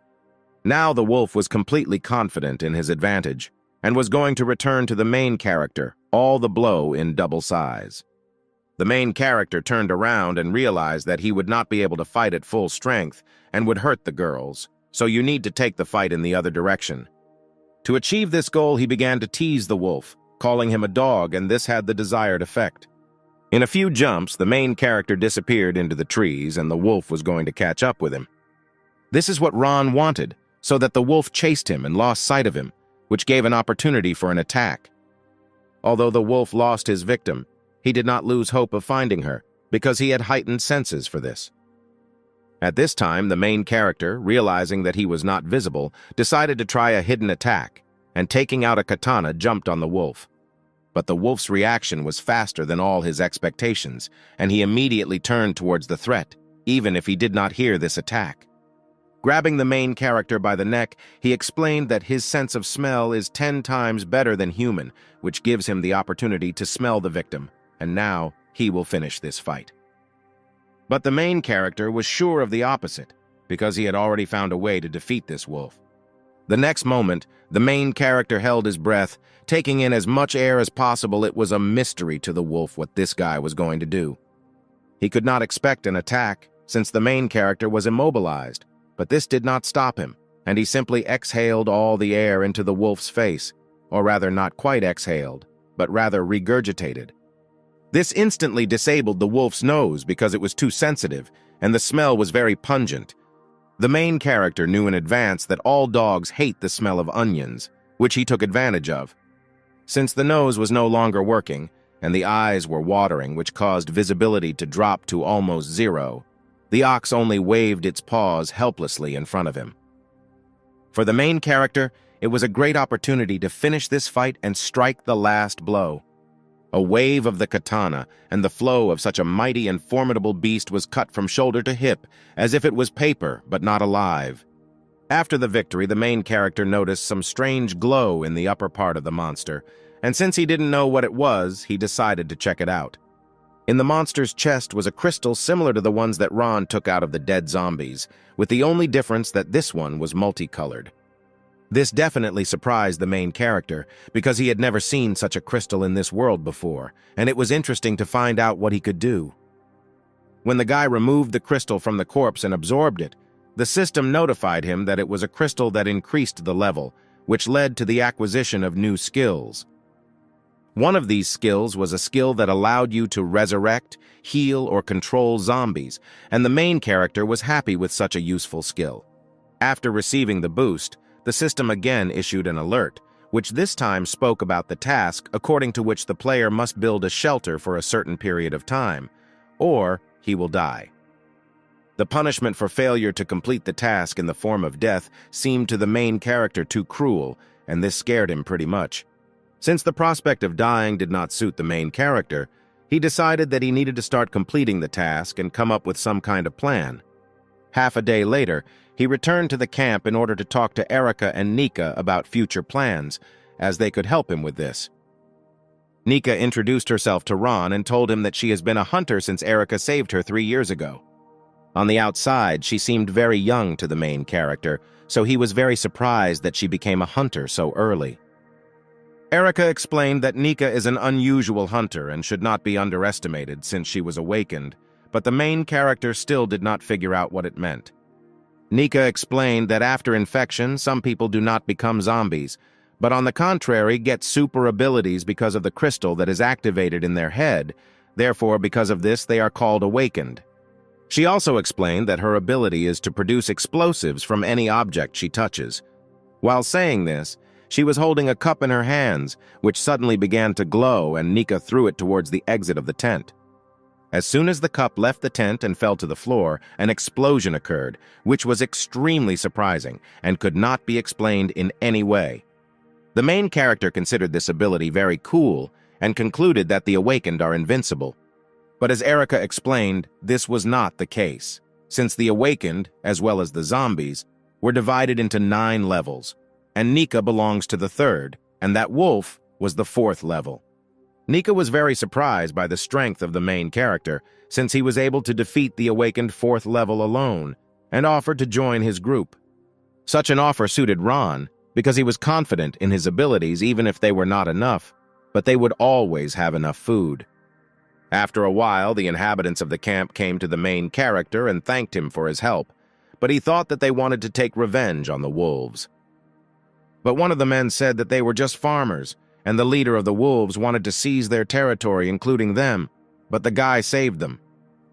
This was good news for the main character, and he invited them to return to their work and not waste time in vain. However, the people said that their farm is still under the control of the gang, because after the death of the leader, a new one is simply chosen, and they offered Ron to become their leader, and they would only take food as payment. The main character could not miss such a proposal because he remembered the task for which he needed to create a shelter, and this was a good opportunity. While he was in his thoughts, the girls firmly decided that they would smash the whole den of wolves to smithereens because they were pretty tired of everyone. Meanwhile, there was a division of power on the farm, and the fighters fought with each other for the right to be the leader of the gang. Suddenly, they heard an unfamiliar voice, which made them look away from their battle and look at the person talking. And it was none other than the main character, who was pleased with the prospect of gaining leadership by brute force alone. Since he came here just for a fight, he decided not to delay, but to act, and abruptly rushed from the place to the top. After a moment, he was already sitting over two of the strongest fighters and pressed their heads to the ground, clearly realizing that they were clearly not his equal. The girls decided to keep up with their leader, and they came here to take revenge, so Nika started throwing grenades towards the crowd. Explosions began to rattle through the territory, which led others to panic, because they immediately recognized this girl. The whole crowd began to run away. At the same time, on the other hand, farmers came who had long wanted to get even with this gang, and they rushed to attack. After half an hour, the territory was littered with defeated gang members. No one managed to get out. After the completion of this massacre, the main character told the farmers that now the farm will belong to them, since it is rightfully theirs. But this prospect did not suit the farmers much, since there could be other gangs nearby, which meant that they could be attacked again, so they offered the main character to become the owner of these lands. Ron liked it, even a little embarrassed, and he promised that now the residents will be able to live in peace and they will have food and weapons for protection. As soon as the leader accepted his powers, the farmers began to shout with joy, because such a head suited them more than the previous one. But the adoption of such a responsible decision did not pass without a trace for Ron. The system immediately reacted and made adjustments to the program. Now the farm belonged to him, and the system indicated this on the screen by showing its characteristics. It also said that any of the items could be pumped with glasses.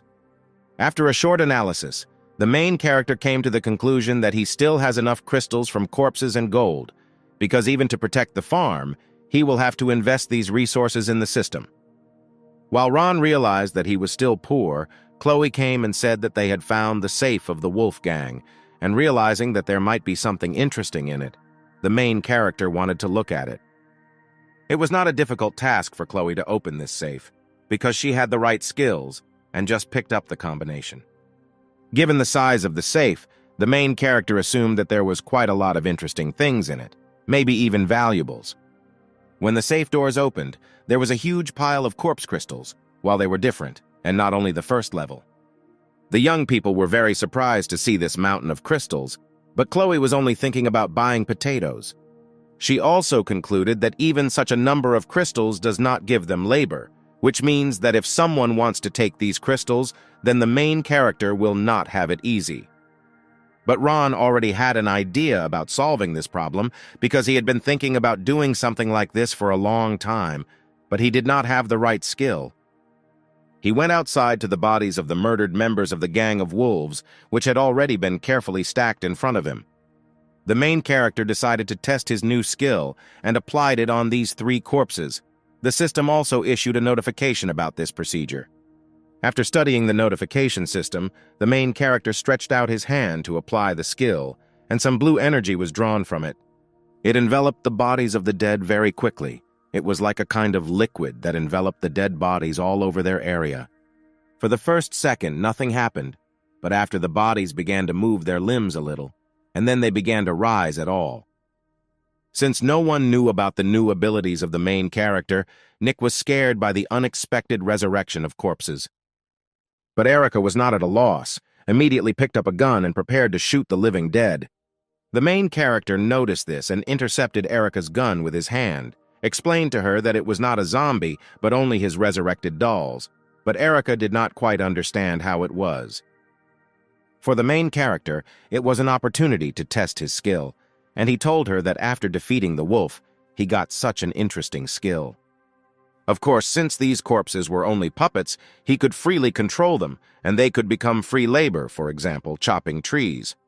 The zombies were really chopping down a tree, and they did it normally for a while, but at some point one zombie chopped off the head of the second one, because he was standing in front of the impact trajectory.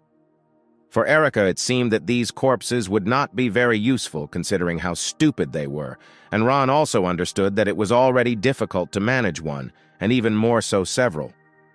At that moment, Chloe's happy voice was heard, who said that she had already made a similar device that should help them. The main character was interested in this, and in his hand there turned out to be something similar to augmented reality glasses, At least it seemed so. Realizing that they need to be put on their heads and having done this, the main character had a question: how to use this device. Chloe took something similar to SIM cards out of her pocket and explained that these are chips, one of which can receive brainwaves and the other can send. Since brain activity was important for one of the chips, it had to be inserted into the helmet. And the other one naturally had to be inserted into the brain of a controlled subject, in this case a zombie. The most interesting thing was that the control took place remotely, and it seemed that the owner himself was inside the zombie. Having decided to test his new body, Ron decided to touch Erica's thigh to get more information about this process of consciousness transfer. Having done this, the main character was surprised how cool this invention was, because he clearly saw and felt everything. The only thing he didn't take into account Erica's reaction to such a sudden harassment, for which he got kicked right in the face. But even such an oversight made it clear that consciousness is not only inside the zombie's body, but also completely feels pain and other tactile sensations, and that was cool. Realizing how it all works, one brilliant idea came to the guy's head, in the implementation of which he needed the help of girls. They, of course, did not understand what the head wanted from them, and were puzzled by the unexpected appearance of some kind of plan. After a while, the heads of the zombies flew apart from the gunshots as if they were stuffed. All this was done by Erica. Since it was part of the main character's plan, he had to resurrect several zombies and attack her. It was a brilliant idea from the point of view of filming. Since the zombies and weapons were real, this battle looked great. However, neither Erica nor even Chloe understood why Ron needed these notes, and the only thing they managed to find out was that these were some kind of preparations. After all this, already in the real world, he had only to mount the resulting video and upload it to the internet. As a result, he created a fairly realistic trailer for the game and posted it on the portal. It was a kind of advertisement to attract an audience. The night flew by unnoticed by the main character, and morning had already come, as evidenced by the rays of dawn in the windows. When Ron woke up, he realized that he had fallen asleep right at the table. He was so exhausted by this activity. Despite the fact that he had just woken up, his condition was as sluggish as possible, and he really wanted to sleep, as evidenced by a strong yawn. But he still had to wake up, and he decided to check how things were going with his trailer. He had no hopes for him, and he wanted at least someone to appreciate him. But what he saw on the screen of his laptop surprised him very much, because he could not have expected this. On the screen, Chloe could be seen sitting, surrounded by a crowd of zombies, and an inscription in which the player was called upon to save the cute girl from danger. There were several young people sitting in front of the monitor who had been through enough to participate in the beta test of such a realistic game. At that time, some young girl was sitting in the office who was also interested in this game, but her people could not find the publisher of this game. This girl turned out to be the head of a large company, and she ordered all employees to leave comments under the video to gain access to the closed beta test. Apparently, this girl was a business shark, and she understood that if the game turned out to be the same as in the trailer, it would be a huge success. The young man was sitting and reloading his pistol, clearly preparing him for a combat situation. It was a retired Special Forces soldier named Rex, and since he understood weapons like no one else, he doubted that this was a game because everything in it was too real. For a girl named Mia, a package came that she had been waiting for a long time. She eagerly received it. Her room was in absolute order: camera, microphone, lighting in general, everything for good streaming. Mia was a famous streamer who had more than 5 million fans, and she wanted to show people the quality of this game. On the farm in the world of the apocalypse, silence and tranquility reigned, and it seemed that this was the most ordinary world in which there was not all the horror that Ron had seen. At this time, the main character was creating zombie corpses so that players could transfer into them, and at the moment he was making a body for Mia. The main character looked at Mia's photo and realized that her game body was exactly the same as the living one, so it simplified some tasks. One of these tasks was to create 50 models of players for their successful entry into this game. For Erica, it was absolutely not clear why the main character created each corpse with a different face, since the troops were used with the same faces for filming. At some point, she thought it was a fetish of the main character, to which he replied that it was not, and soon she would see everything. Of course, he did not want to reveal the true reasons for these actions because Eric would not understand half of what he said, and if he did, it would not end well for him. It was not difficult to create faces similar to the original, since the main character knew in advance what the players who registered for the beta test looked like. Chloe was a kind of administrator on the server and checked the performance of her devices and chips, but she was surprised that the main character found 50 people. But it was no longer important, since all the helmets had been sent to the players and the servers would be launched soon. It remained to see if they could enter the game. Chloe typed something into her laptop and reported that the brainwave controller was running, and now players will be able to connect to the bodies of zombies. Erica did not understand these devices, so it seemed to her that all this was a joke, since the bodies had not moved for quite a long time. Suddenly, Mia's body, which was standing next to Erica, opened her eyes, which was too abrupt for her. Mia was crazy with joy, because she did not believe until the last that such a game could be, and now she herself is here, at the same location as in the trailer. Erica was very surprised by the unexpected awakening of one of the zombies, and also that she is very energetic. At that moment, Mia ran up to Erica and began touching her breasts, wondering at the reality of the sensations. Naturally, if you touch Erica without her consent to it, then be ready to get in the face, which otherwise happened. And it didn't upset Mia at all because she felt pain, which was even more surprising for the game, and there was complete confidence that this was some other world. The other players also connected to their bodies and began to stretch their limbs, wondering how real everything is here. One of the corpses turned out to be a girl named Jill, the same owner of a large company who managed to get into the closed beta test, and she understood that she was not mistaken. Another player turned out to be a commando Rex, who was the only one who noticed the difference between his flexible and mobile body and a clumsy gaming one. After all the players entered the game, the main character attracted their attention by coughing several times into his hand. Usually this is enough. When everyone calmed down and paid attention to Ron, he greeted the new players and informed them that they were in the wilderness shelter, and that now they would start a new life. After a short greeting, the main character began to explain some of the rules in this game. One of them was death, after which the character would have to be remade by himself. While he was saying this, Mia came up to him at the toll booth and she was surprised by the reality of a non-player character. Ron did not immediately understand why she came up to him in a tight and cute and carefree smile, which made it a little uncomfortable. And this discomfort was quite justified, since the girl had a knife behind her back, which she was definitely going to use. And at the same moment she took out her hand with a knife and tried to hit the main character, thus checking the game for complete freedom of action. And it seemed to her that she would succeed, when suddenly there was a pop, and a small hole appeared right in the middle of her skull, which clearly discouraged her. From the force of the shot, she was thrown back, after which her body began to scatter into small particles. At this time, the main character was standing with a gun raised at the ready, and quite seriously stressed the importance of the rule about death, and asked the players not to die just like that. For the rest of the players, it was a surprise that after your death your account would be deleted, and you would have to create a new one. They considered it too cruel. A joyful Mia appeared behind them, who has already been able to resurrect, and according to her, the feeling of death here is no less real than the others. The main character continued to explain the rules that players are prohibited from harming or killing NPCs, since they, unlike players, will not be able to resurrect, just as non-player characters do not have an indicator like players. He also explained that to make sure that you have a non-player character in front of you, you can use the observation team.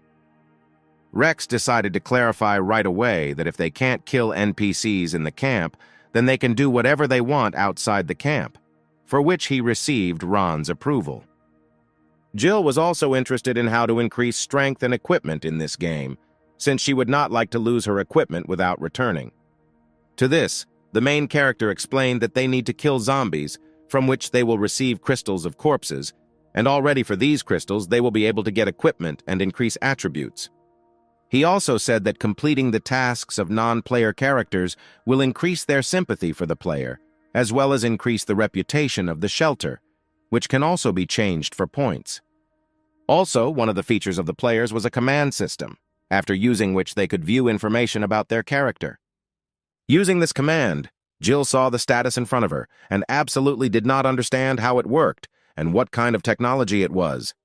This was the end of the brief briefing, and the head of the shelter wished the players to enjoy life in this world and fired a pistol, making it clear that the game had begun.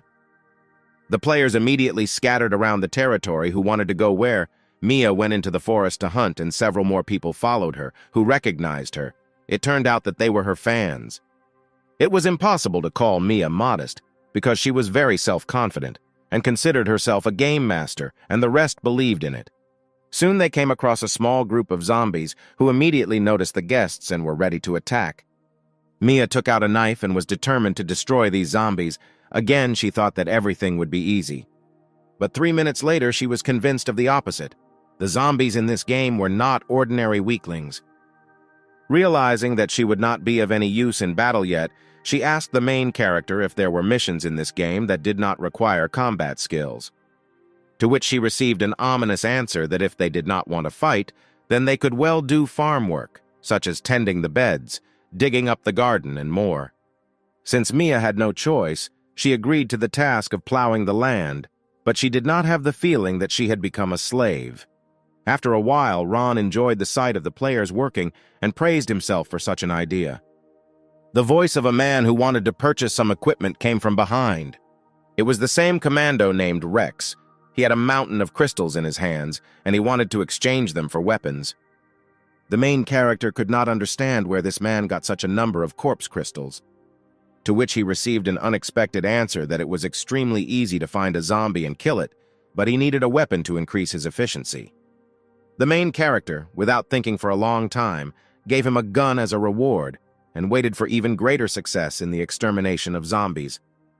As soon as the man received the gun, he immediately began to examine it and quickly concluded that it was a Browning 1911, which was absolutely true. Realizing that the pistol was not enough for this man, the main character said that in the future, the rewards would be much better.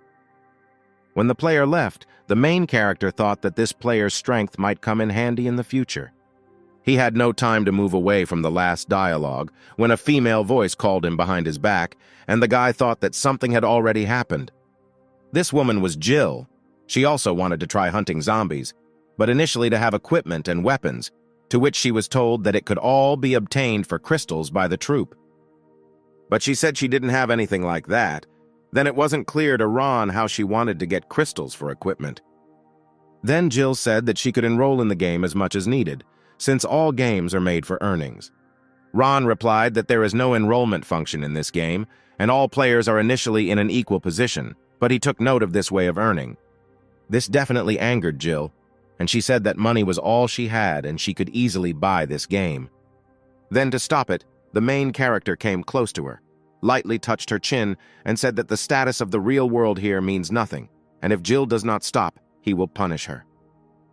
However, Jill was too stubborn, and already realized that if you can't enroll in the usual way, then she will find another one.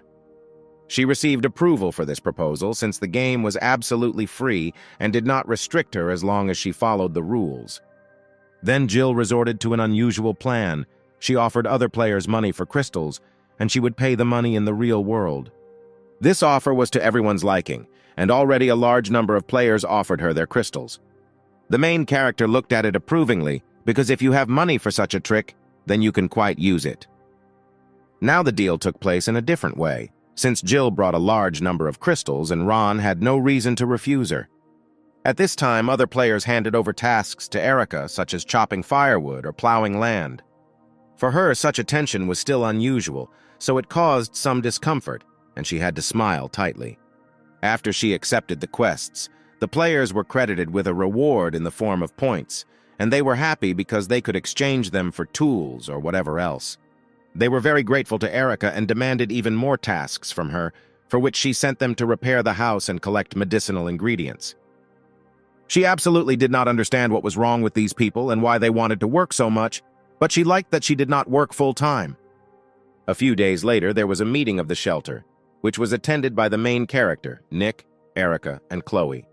The farm and the refugees were doing pretty well, and this was a great merit of the corpse dolls, who worked for a song. Erica stressed that these dolls are always energetic and full of energy, as if they like to work forever. The main character said that very little time will pass, and the territory will need to be expanded, and at this their meeting can be considered closed. But Chloe asked the main character to stay, because she had a few questions for the leader. Erica started teasing her that she wanted to confess her feelings to Ron, but the main character asked her to go first and stayed indoors himself. He didn't know what Chloe wanted to ask, but suggested that she not be shy and ask if she had any questions. Chloe suddenly became serious. She was like this very rarely, and asked the question that interested her: who really controls the dolls?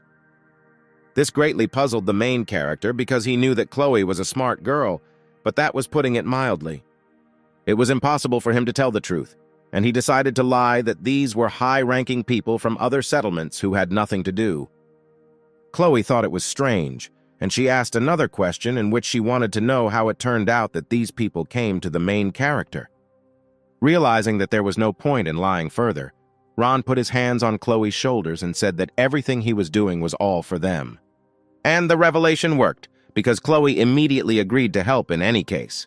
Erica suddenly ran in shouting that there was definitely something going on outside, and most likely something important.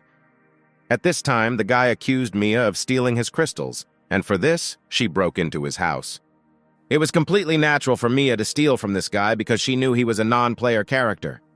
By this point, the head came and asked what was going on, and what kind of division did these two arrange among themselves. The guy respected the head of the settlement and immediately turned to him, because he wanted to restore justice and punish this thief. But Mia believed that this does not violate the rules of the game, because there is complete freedom of action, so theft is allowed. This greatly angered the man, because she took not only crystals, but also a bulletproof vest, weapons, and even underwear. For the main character, it was not an easy choice what to do, because Mia is a well-known streamer and can greatly help in promoting the game. After thinking a little, he said that theft was allowed, but he suggested that they find out everything with their fists, and if she wins, then she is right, and if not, then she will return everything in double volume. As soon as such an offer was made, these two were already ready to rat each other out, so they immediately accepted it. Mia got into a fighting stance and asked her not to underestimate her, because she was engaged in many types of martial arts. But it definitely didn't help her as she missed the first blow to the face and collapsed to the ground. As soon as she fell, the man was not going to stop and decided to shake her soul out of her so that she would never steal again. The main character understood that the outcome of this battle was determined in advance, since people from his world were noticeably weaker than these embroiderers. At the end of the fight, Mia admitted her guilt and returned everything stolen to the rightful owner. Ron said that in the future this will become the rule, and if there are any controversial points, then solve them in the language of force. There was a group of guys sitting in an internet cafe, and she was surprised by the high scores of the game, especially from Mia, from whom getting a good score was not an easy task. Mia was sitting at home at the computer and communicating with her subscribers, very tired of a long game. She was drinking beer and was glad that her subscribers calmed down and went to eat, but they still had to go online again. Suddenly, Mia noticed that the beer was over, and the food too, so she invited the audience to take a walk to the store for purchase. So she found herself in a store that was quite impressive in size, and its shelves were bursting with the number of goods. She went to the right shelf and started looking to see if her favorite brand was sold out, and she was lucky because there was another jar on the shelf. At the moment when she reached for it and took it, a man's hand blocked her hand. Turning around, she saw a young guy who kindly offered her to take this jar for herself, if she wanted, of course. She was glad of such an offer, but it began to seem to her that she had seen this guy somewhere. And at one point, information from memory reached these two and they recognized each other. Mia and the head of the shelter met in the real world. After a while, the two lifted the beer bottles up because they were glad to meet such a meeting. Mia and Ron were sitting in the room. After such a coincidence, they decided to go to Mia's house and have a little drink. Now she knew that the guy was not an NPC, but a very real person, to which he said that it was all for the sake of improving the gameplay. The girl, as usual, behaved liberally, and even though she was afraid of the leader in the game, in real life she did not hesitate to call him ordinary, and even not very handsome. To this, the guy said that he could not expect that such a popular girl could have quite an ordinary life, because he thought there was no end to fans. And this perhaps was his main mistake, since he now found himself in her house, and also revealed his identity to the most inconvenient person. On the guy's assumptions, she said that she was not a news anchor, but quite even a gamer, and fans did not like her for her body and appearance. However, the main character had a different opinion on this and said that her body is actually very beautiful, as well as her appearance. This greatly embarrassed the girl, and she looked away a little, but then she looked at the guy and said that even if he said so, she would not be happy about it. The main character, of course, did not think standardly, and thought not only about her beauty, but also how she could be used to promote the game. But this was all secondary. In fact, he was interested in her opinion about the game from the point of view of an experienced player, and maybe she has some ideas for the game. Mia had several suggestions for this, so she suggested introducing a dungeon system for a variety of content, and also advised the main character to change his appearance to a game one as a player. The main character liked these ideas, and out of joy he hugged the girl very sincerely, which she clearly did not expect. At this, the main character decided to say goodbye to her and said that he would immediately return to the game and make changes to improve it. The door slammed shut and the girl was left alone with her thoughts. It was just as important to her that he listened to her, but it was also a shame that he didn't ask her name, because her nickname in the game was her real name. The other world, as always, lived its own life. Although it was apocalyptic, the sun shone as beautifully as the present, and nature and the forest were no worse. As it turned out, the system was able to create objects inside this world, which was what Ron needed, and he created a first-level dungeon, spending 500 points. After confirming this command, an image similar to a galaxy appeared on the screen, but it was the process of generating a dungeon. After a while, a portal similar to that image appeared in front of the main character. This was the dungeon. There was also an inscription above the portal that gave information about this dungeon. The main character was standing in front of the portal and hoped that it was not a waste of points, because if so, it would be a big loss. After a while, he spoke to the players on behalf of the head of the settlement, and informed the players that now the game has a system of dungeons in which they can earn something interesting. This was great news for the players because they had already started to miss the mundane topic of dungeons, and now they had the opportunity to clean them up. Meanwhile, the main character hid behind a stone and watched the reaction of the players. He began to understand Mia's words because on behalf of the NPCs, it is difficult for him to notice the discontent of the players. And he decided that he would not be an NPC. At that moment, his body began to change and lose its shape, thus the appearance editor worked in this world. In an instant, he transformed into a completely different person, which was another amazing skill of the system. Now he had long silver hair and a different appearance, which allowed him to pretend to be a player and look at the game from the other side. Mia was already gathering a group of those who wanted to go to the dungeon, since it was more expedient to go as a group. A hand was laid on her shoulder and she looked around. She was asked about the opportunity to join her group. When she turned to the speaker, she saw a guy with long silver hair who repeated the question about joining the team. After looking at the guy better, the girl just shone with his beauty. Because she looked strange, the guy asked if she was all right. This question made the girl wonder if they had seen each other before, because she had already heard it from someone. Ron realized that he was close to failure, and he had to lie. Most likely they had seen each other for a very long time, and he had to switch the topic to the dungeon. Since he was very attractive, Mia could not refuse him. As soon as they united, they were approached and asked if this was true. In front of them were two young guys who wanted to join them. They also offered to divide the loot from the dungeon equally, which was an honest offer. Mia got conceited again and pointedly made a smart look to show off, and asked the main character if he agreed, to which she received an affirmative answer. She was full of passion, and as soon as the team was formed, she offered not to waste time and move forward to conquer the dungeon. Ron was glad that she was a bit dumb and didn't recognize him. There shouldn't be any problems, since this is the simplest dungeon. People gathered in front of the portal in the dungeon. Many of them had already been there. They were waiting for their turn to try again.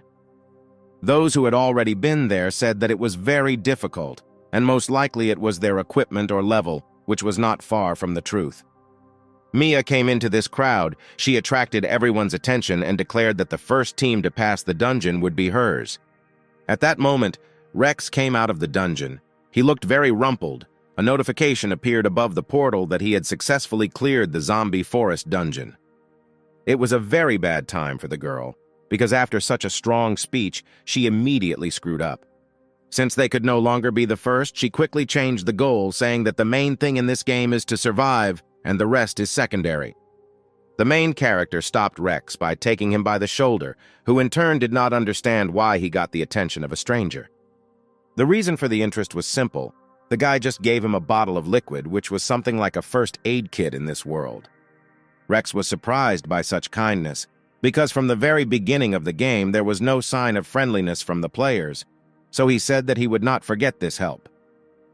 But this gesture of kindness did not like Phil, a new member of the squad. He did not approve of such help, since supplies can be saved for yourself, and you do not need to give them to a stranger, to which he received an answer, "Mind your own business."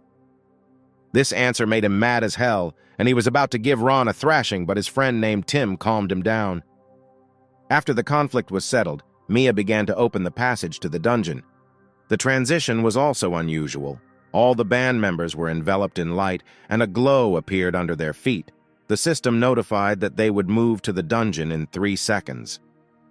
After the countdown, they found themselves in a very dense forest resembling a jungle. The system also reported that they had 60 minutes to complete the dungeon, and the main goal was the boss. Mia was amazed by what she saw, because the terrain was radically different from the terrain in the camp, and she was glad that the creator of the game listened to her advice.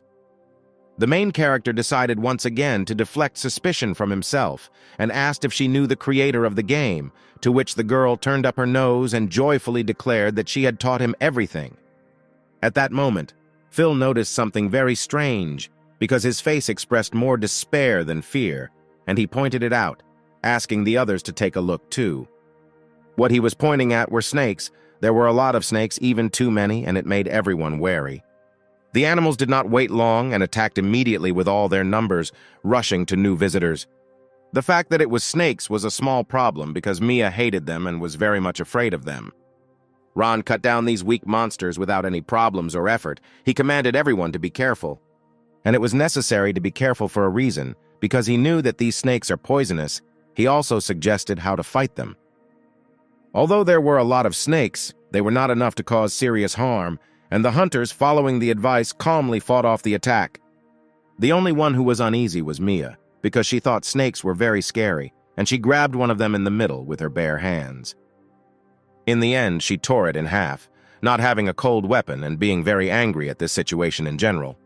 After throwing away the remains of the snake, she said that it was all very terrible, but the guys who witnessed this cruel scene were sure that she was really terrible.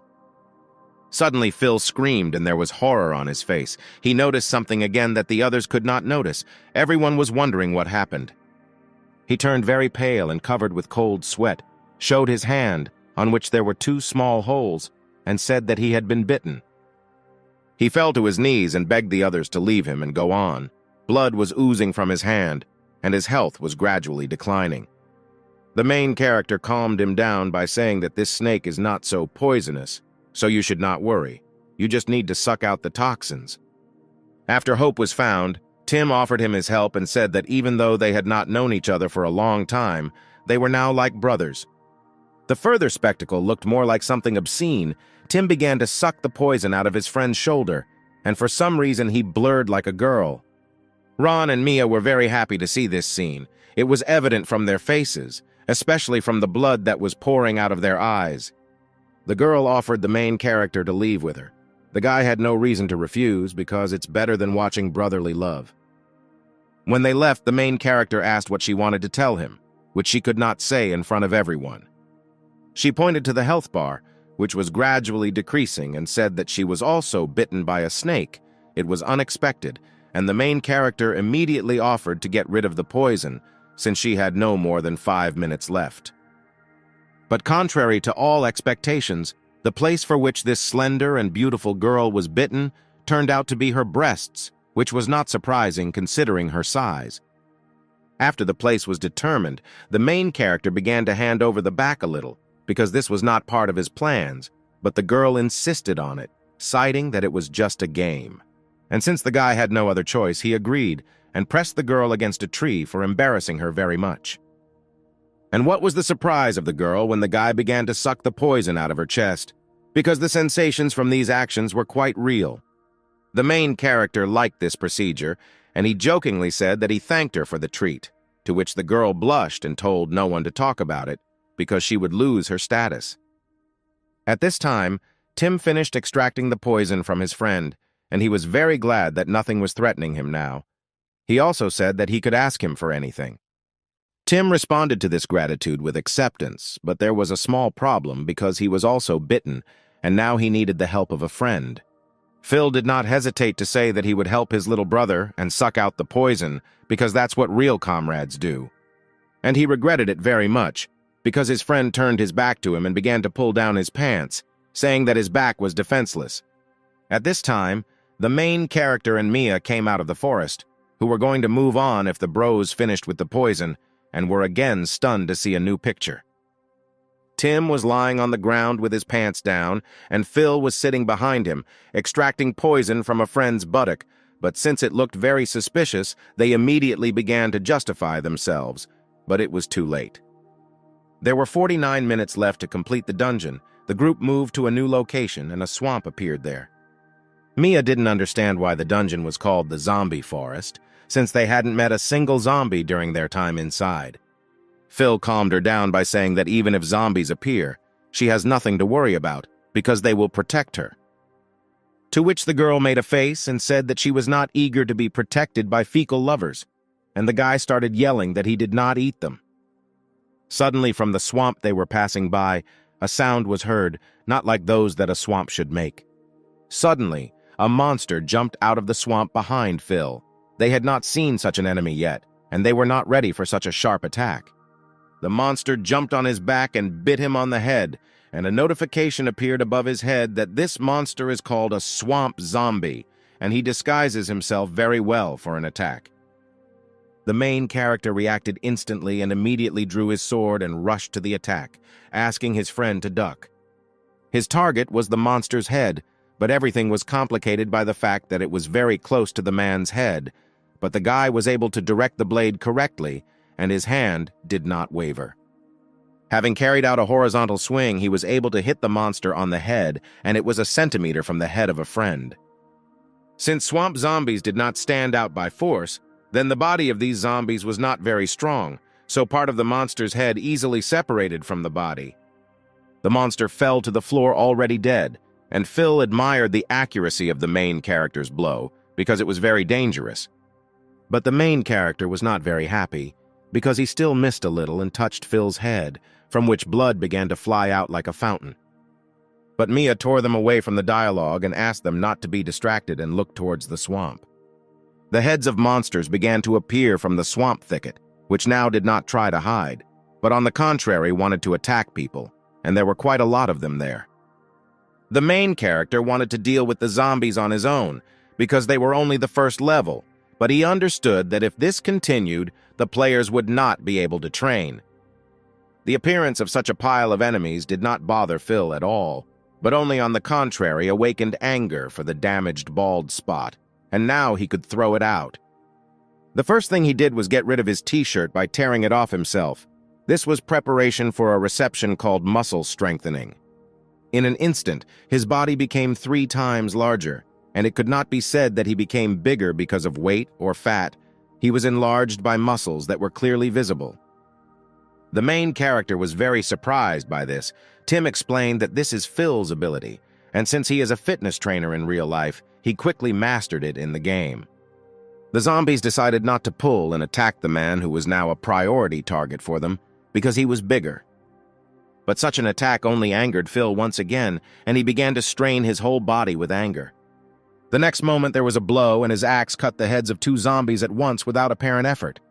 The main character was amazed at such an unexpected strength of the player, and was very glad that the abilities from real life were taken into account in the game. After chopping a few more zombies, Phil not only did not calm down, but only on the contrary became even more furious, and he expected new rivals. And suddenly his body was engulfed in smoke. There was a complete feeling that it was a smoke bomb, but something still didn't add up. When the smoke cleared, a dead and exhausted Phil stood in place of the formidable muscular man, who himself did not understand what had happened. Mia wanted to find out what happened, and Tim explained that since Phil has a low level, he can only maintain this ability a little, and then weakens. This was the collapse of the logic of the main character, because since it was true, it was not worth using it so thoughtlessly, especially on ordinary opponents. While he was perplexed, he received a notification from the system about an additional task, in which it was proposed to destroy 10 enemies with one blow in exchange for a muscle-strengthening skill. 10 enemies came out of the swamp as ordered, which was ideal for this task, since it was not a problem for the main character. While he was fighting, he advised others to climb trees so they wouldn't get hurt. It was somehow doubtful for the partners because they thought that the zombies would climb there, but Mia advised them to just climb and not contradict. The monsters were rapidly approaching the shore, and they were very aggressive, which was clearly seen by the speed of their approach. However, the main character had the means to complete the task in the best possible way. He began to take out a blade charged with electricity from the scabbard. The plan was pretty simple. He decided to use his knowledge and use electricity to his advantage, so he lowered the sword into the water and gave a discharge. The discharge was so powerful that the electric waves were visible to the naked eye, and they quickly ran all over the pond. For zombies, this was a fatal trick, since the water conducted an electric current well, and he, without losing his power, beat them, burning them from the inside. This was enough to complete the task because there were no conditions for the fulfillment, and such a cunning method was quite suitable. Since the task was completed, a system window popped up to confirm this and reported that a new skill was obtained for the task. This method surprised his teammates. Mia was amazed by the power of this technique, and Tim was surprised by the originality of the approach. Suddenly, Mia felt something grab her leg and pull her towards it. It turned out to be Phil, who was so weak that he just lay in the swamp, unable to get up, and asked for help from the girl. But the girl could not understand that it was her friend, and with fright pulled out her leg and hit him in the head, from which he began to drown. But the main character and Tim were not so stupid and noticed that she hit Phil, who was now helplessly drowning. The girl reacted to this with a little mockery, saying that he was no different from a zombie and he scared her himself. By this point, Phil was able to find the strength to get out of the water, but he was very angry that his partner almost killed him. The girl laughed at this remark and said that she had kicked him lightly, taking everything said at her own expense as a compliment, but it was not so. In her defense, she hinted that no one asked Phil to use such an ability, after which he became absolutely useless. Ron drew their attention to a red blob of light, above which there was a notification from the system that the boss would show up soon. He immediately took out his katana because he understood that the fight would start from second to second, and warned his comrades about the danger. After a few seconds, a boss really appeared. It looked like a plant, only this plant had a huge mouth with many teeth. It was called a corpse flower. Phil was happy and angry at the same time. He was going to teach this boss an excellent lesson, and he was already starting to move in his direction. But the main character and Mia, who know how it will end, ordered him not to approach the boss, since he will not be of use in melee. Phil didn't understand what the problem was, and the main character explained that the side effect of Phil's ability was too strong, and it was better for him to fight at a distance. His comrades objected to this, saying that they specialize in close combat, and weapons and ammunition are not freely available because they are beginners. The main character reacted calmly to this, and said that it was necessary to tell him about it earlier, because he had something in his possession. Tearing off his jacket, he showed that he has a pretty serious arsenal, which should be enough for their needs in this battle. The guys were very surprised by his arsenal, and they stood rooted to the spot looking at him, unable to take their eyes off, because they had never seen such a thing. At this time, Mia was already fighting with the boss and shooting at him, but of course this did not have much effect, since there was not enough firepower. She noticed that her 3 comrades are now busy with absolute bullshit and asked them to help her, because she can't cope. While she was shouting this, shots from a machine gun and pistols rang out behind her. The guys decided what to take for themselves and began attacking the boss. The main character noticed that it was good that now many people play computer shooters. Because of this, they could use weapons at the level of intuition. After a few minutes, Mia noticed that the boss was not losing any life at all, since they had been attacking for a long time, and he had no less health points, and it was strange. The main character suspected something bad in this. Mia showed that the health points are lowered, but immediately returned to their place. There was a swamp zombie in one of the tentacles of this corpse flower, and from everything it turned out that he attacked everyone indiscriminately.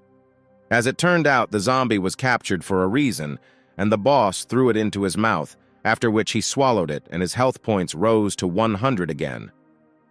The main character quickly realized that boss uses zombies as food, and at the same time pulls out their health points for himself, thus replenishing his stock. Mia was not very happy about this situation and did not understand how they could fight in this case, to which Ron said that there was nothing terrible about it, and when the corpses ran out, boss would not be able to restore his life.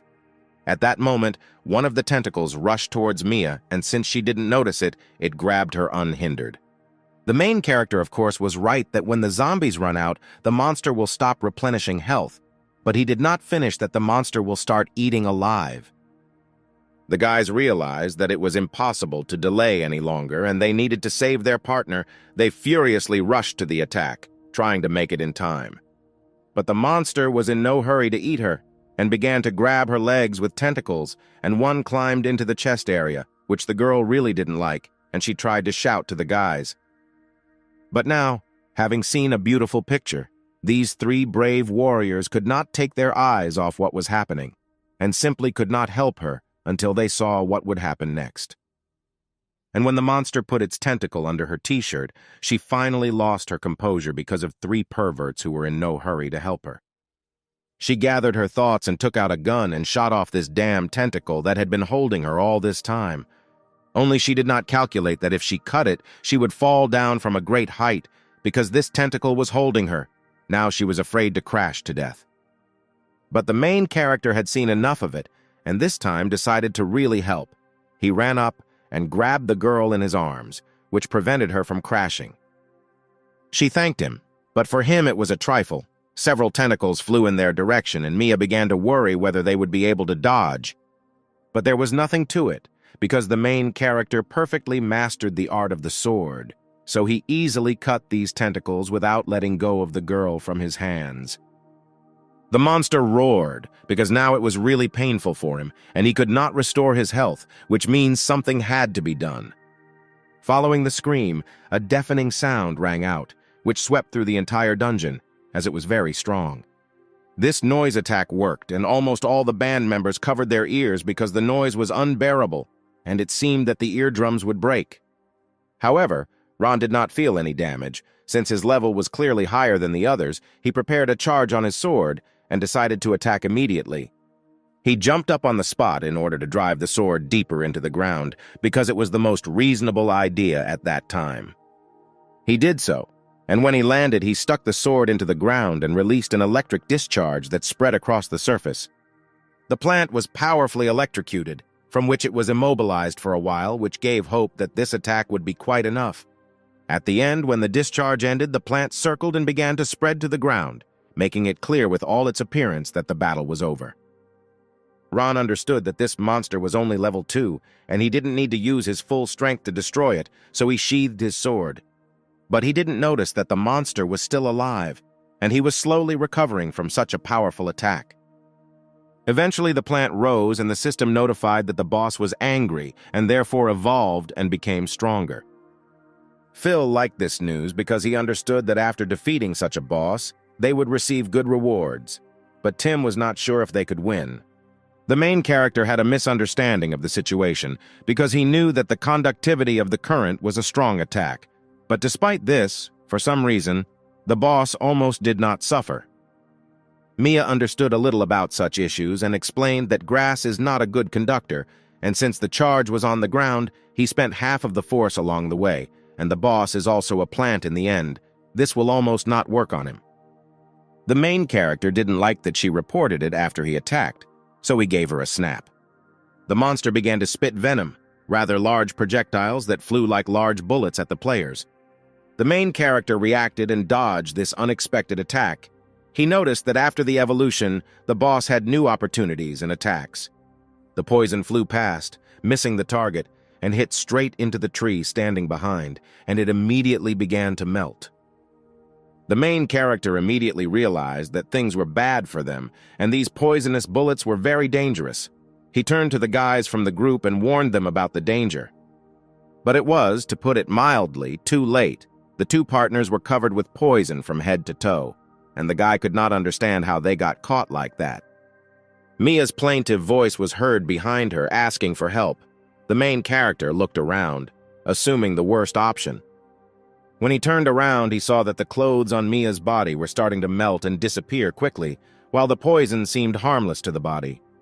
Literally a few seconds later, an almost completely naked girl stood in front of the main character, who was clearly not happy with this outcome. Ron quickly took off his jacket and, like a true gentleman, offered it to his partner so that she could cover her body. A familiar sound rang out from behind. The monster fired a volley of poisonous bullets again, and they flew straight at these two. The main character turned around and with one movement of the sword was able to destroy all 3 bullets, which was a pretty good move.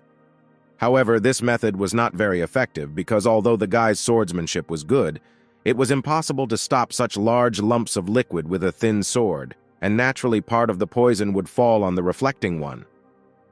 While the main character was puzzling over how to defeat this monster, Phil's voice came from behind him, who came up with something.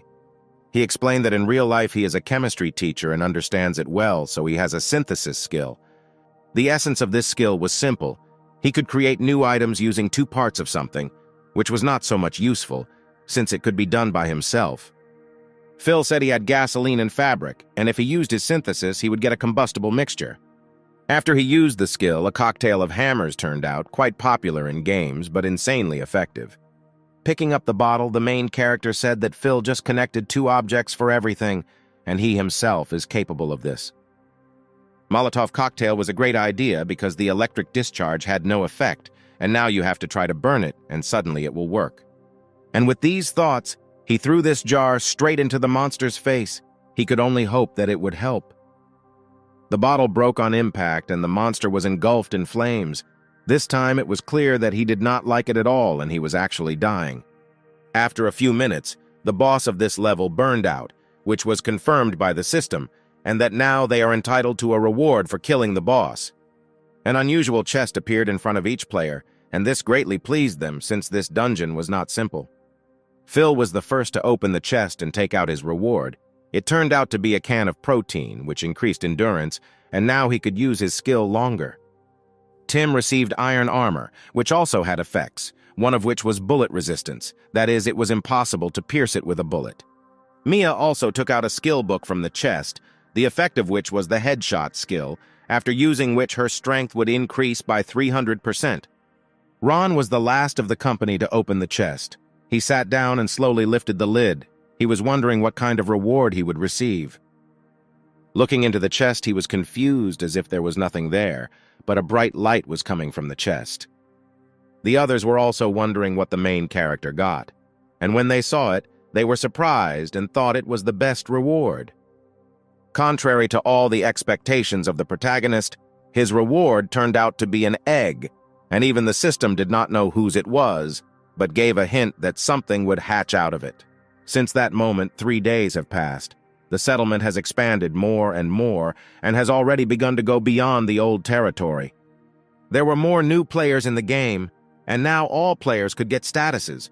They got this opportunity for promotion in the game.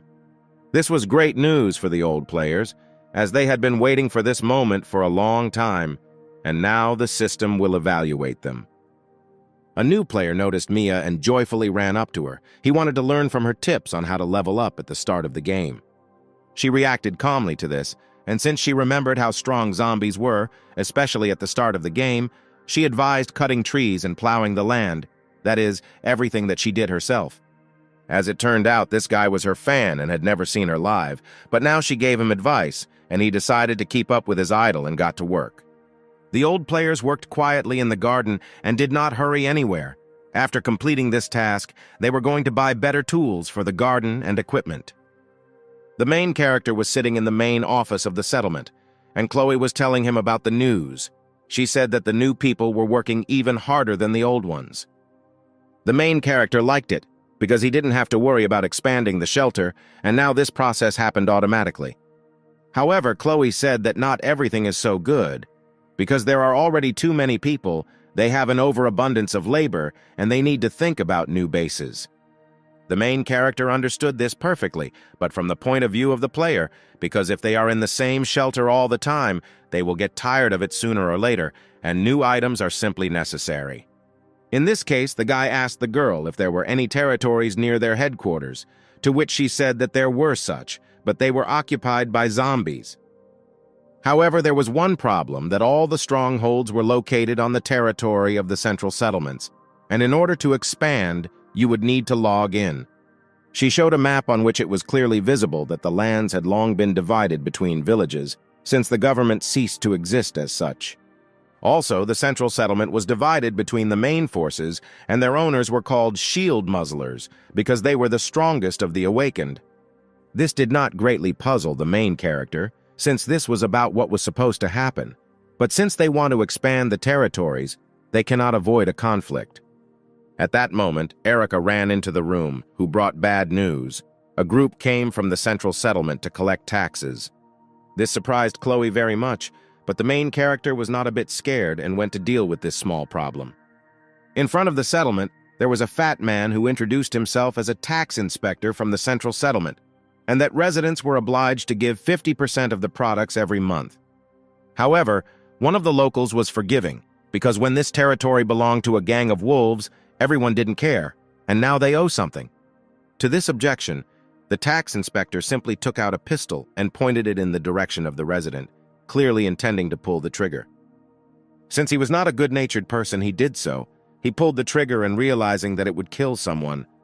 But after the shot, he was very surprised and did not understand how this was possible, because he definitely fired a pistol. Tim was standing in front of the resident in his iron armor. There was a small dent on the breastplate. This indicated that he had extinguished the blow. This chubby man did not understand what had happened, because he shot and hit, and this man did not seem to notice. When the resident realized what had happened, he asked Tim if he was okay, because he did not believe in the reliability of this armor. Tim smiled and said it was nothing, because he had this thing that would protect him from everything.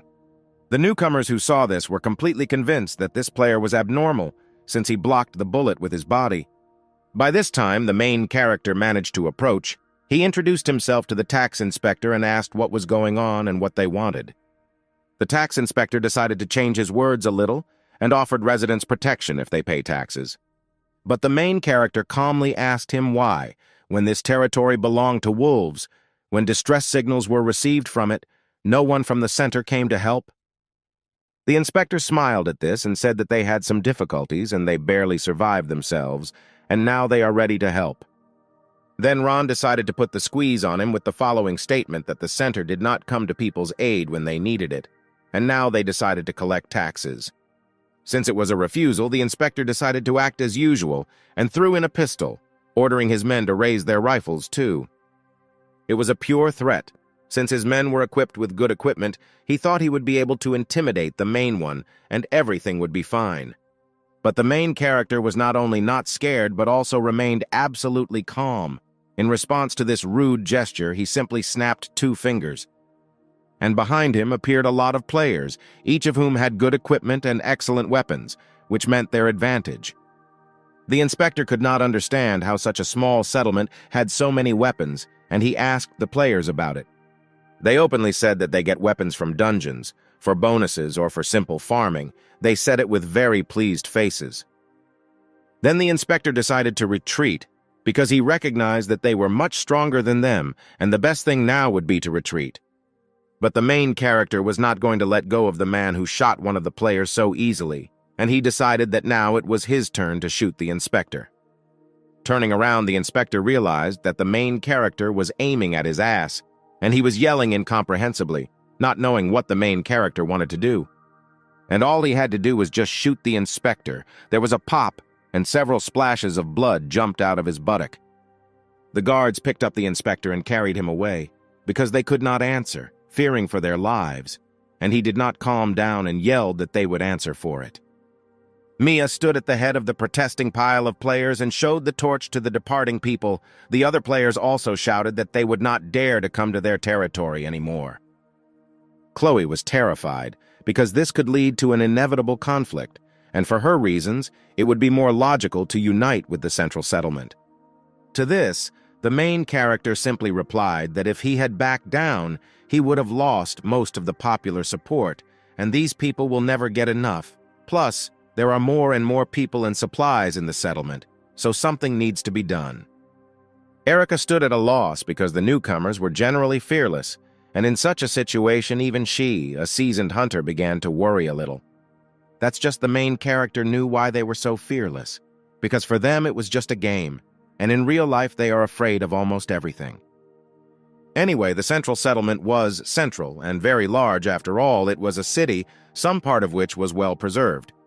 A graceful man in a red suit, whose name was Drac, was sitting on a chair. He had just learned that his inspector had been attacked by residents of the shelter. The inspector was sitting on his knees and said that any attempt on his life meant that these people threatened the fight itself. This was indeed the case, but there was something wrong in the expression of his boss's face. It was somehow sinister, and he also had snake eyes. The inspector did not notice this and began to beg his master to teach the residents of that shelter a lesson, because they deserved it. Drac said that he had heard about a young man named Ron, who had done a lot of things lately, and he would like to meet him, but he could not go empty-handed. The inspector did not understand what his master wanted, and suggested to him that the junior staff would prepare everything necessary. But his owner said that it was not necessary to go somewhere at all, because he had already found a gift. He put his finger to the inspector's forehead. He already understood what was being discussed, but it was too late to fix something. His master decided that his head would be a gift for Ron. In an instant, a snake came out of the back of the inspector's head, piercing through his head, which of course quickly killed the poor man. A couple of days later, there was a fair in the shelter. All the players and ordinary residents were selling their items and goods. As a rule, high-quality things were not always sold at such events. For example, these merchants sold an almost unusable shield and sword. Since one product could be bought because of the apparent lack of another, these merchants often quarreled over an undesirable neighborhood. The main character was inspecting his possessions and was surprised at how quickly the shelter grew in size. Most likely it was due to the arrival of new players. He decided to check it using the status window, and indeed there were too many people in the shelter. Because of this, there was a negative effect, and people's mood dropped and the productivity of the shelter fell. The system demanded to take any measures, but the main character did not want to open a new shelter and understood that in this case, difficulties could not be avoided. Suddenly, a very expensive car drove up to the shelter. It somehow resembled a Lamborghini, which means its owner was a wealthy man. Such a curiosity in the post-apocalyptic world immediately attracted the attention of all those present, because this cannot be seen every day. When the car stopped, its doors slowly opened and people began to climb out of it. The new guests in the shelter were two strangers, a man in a rather expensive outfit and a woman, obviously his assistant. This man immediately introduced himself and said that he was the manager of the central district, and he would like to talk to the head of this settlement. The locals did not like it because they remembered the last visit from the central settlement, so they began to drive away the guests, not even wanting to listen. But this nice young man bowed to these simple hard workers and said that he had already dealt with his subordinate, who had caused inconvenience to the residents of this settlement. His subordinate opened the box and took out the head of the tax inspector who came here before them. This both frightened those present and assured them that this person had come for other matters. The main character could not ignore such an important guest and came up to greet him, and he also asked him to come along with him if he wanted to discuss something. Drac was amazed by the appearance of his interlocutor. It gave him a true connoisseur of style, and he agreed to go to the office. But before he left, he told his subordinate to guard the entrance, and if something went wrong, she had to report it. The two entered a spacious room, in the center of which was a table and many chairs. This was the main hall of the shelter.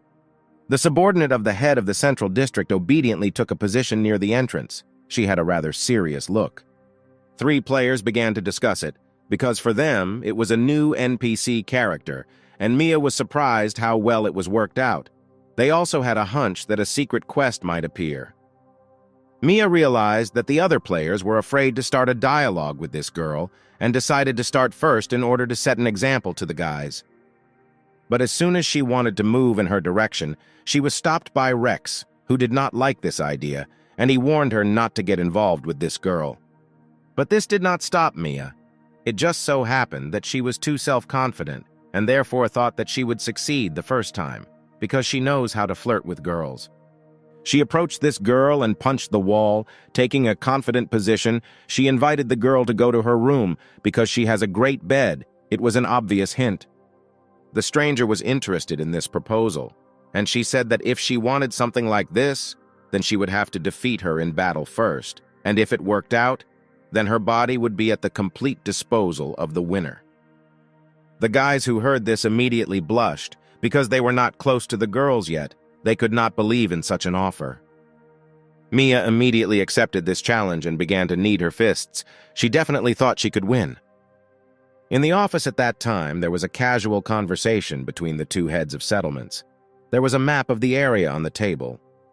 The main character did not understand why Drac came to his settlement, so he asked him about it directly.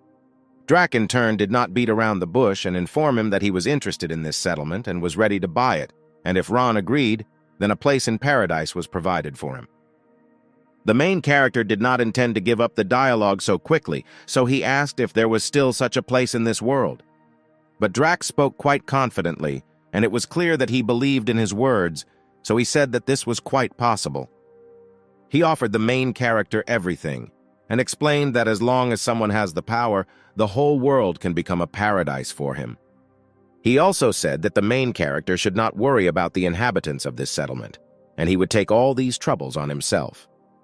The main character showed a friendly face because this offer was really tempting, and Drac was already sure that he had won. But after the friendly, the main character's face expressed dissatisfaction, and his final answer was refusal. This fairly angered the head of the central settlement, and he demanded an explanation for this refusal because he considered the guy a smart person. The answer was very simple, because the main character loved freedom, and he did not want to become a bird that was locked in a cage. This angered Drac even more, and he already began to show his snake nature. He said that he had already heard similar, and the fate of this man was not good. The main character did not want to know the details and offered this businessman a deal.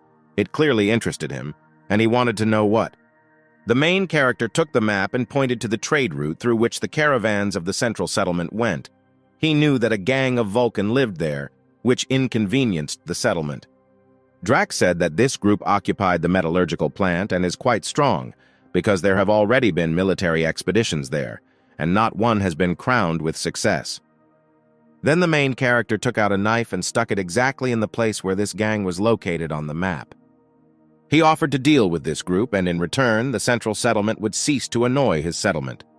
But Drac didn't believe in the success of this operation, so he wondered what would happen if they failed. The main character said that if they lost, the shelter would belong to the central settlement, so in any case, the head did not lose anything from such a deal. This state of affairs suited Draca, and since he was a serious person, he decided to sign a contract that confirmed the deal. As soon as they signed this contract, Drac hurried to leave the settlement and wished good luck in this mission. Ron wasn't going to see his guest off, but he heard some noise on the street and he had to look at what happened there. There was a bunch of players lying in front of the entrance to the building, and a serious girl towered over them. It was obvious that she had laid everyone down. Drac was stunned by the girl's behavior and decided to find out what had happened, to which she replied that they were just playing. With such a picture in mind, Drac decided to gloat a little and said that the skills of Ron's subordinates were not very good, and they could not withstand the onslaught of the Vulcan gang. But this did not affect the main character in any way, and he replied that they were like a bunch of stray dogs. If they wanted to eat, they would break any bones. On such a pleasant note, the guests got into the car and left the settlement, and the main character watched them and marveled at the strength of this girl. This girl's name was Now, and Drac asked her what she thought about these people, and she replied that they were weak, but she did not see the strength of all, so she could not give an exact answer. But something still bothered her, because while she was fighting with them, she did not leave the feeling that these people were not afraid to die. The head of the central settlement calmed her down and said that such people usually die first, and that is why he is sure of Ron's loss. Meanwhile, the players who were put down by now began to come to their senses and began to wonder if they were too reckless. The main character decided to make an announcement and announced that a time-limited event had begun in the game, which was called Defeat the Volcano Gang. All participants in this event will receive a reward. This was both good and not so good news for all players. Phil decided to find out what the difference between this event and the dungeon was. The main character explained to the players that in this event, enemies do not respawn, and they will receive points for each, and special rewards for every 3 enemies killed.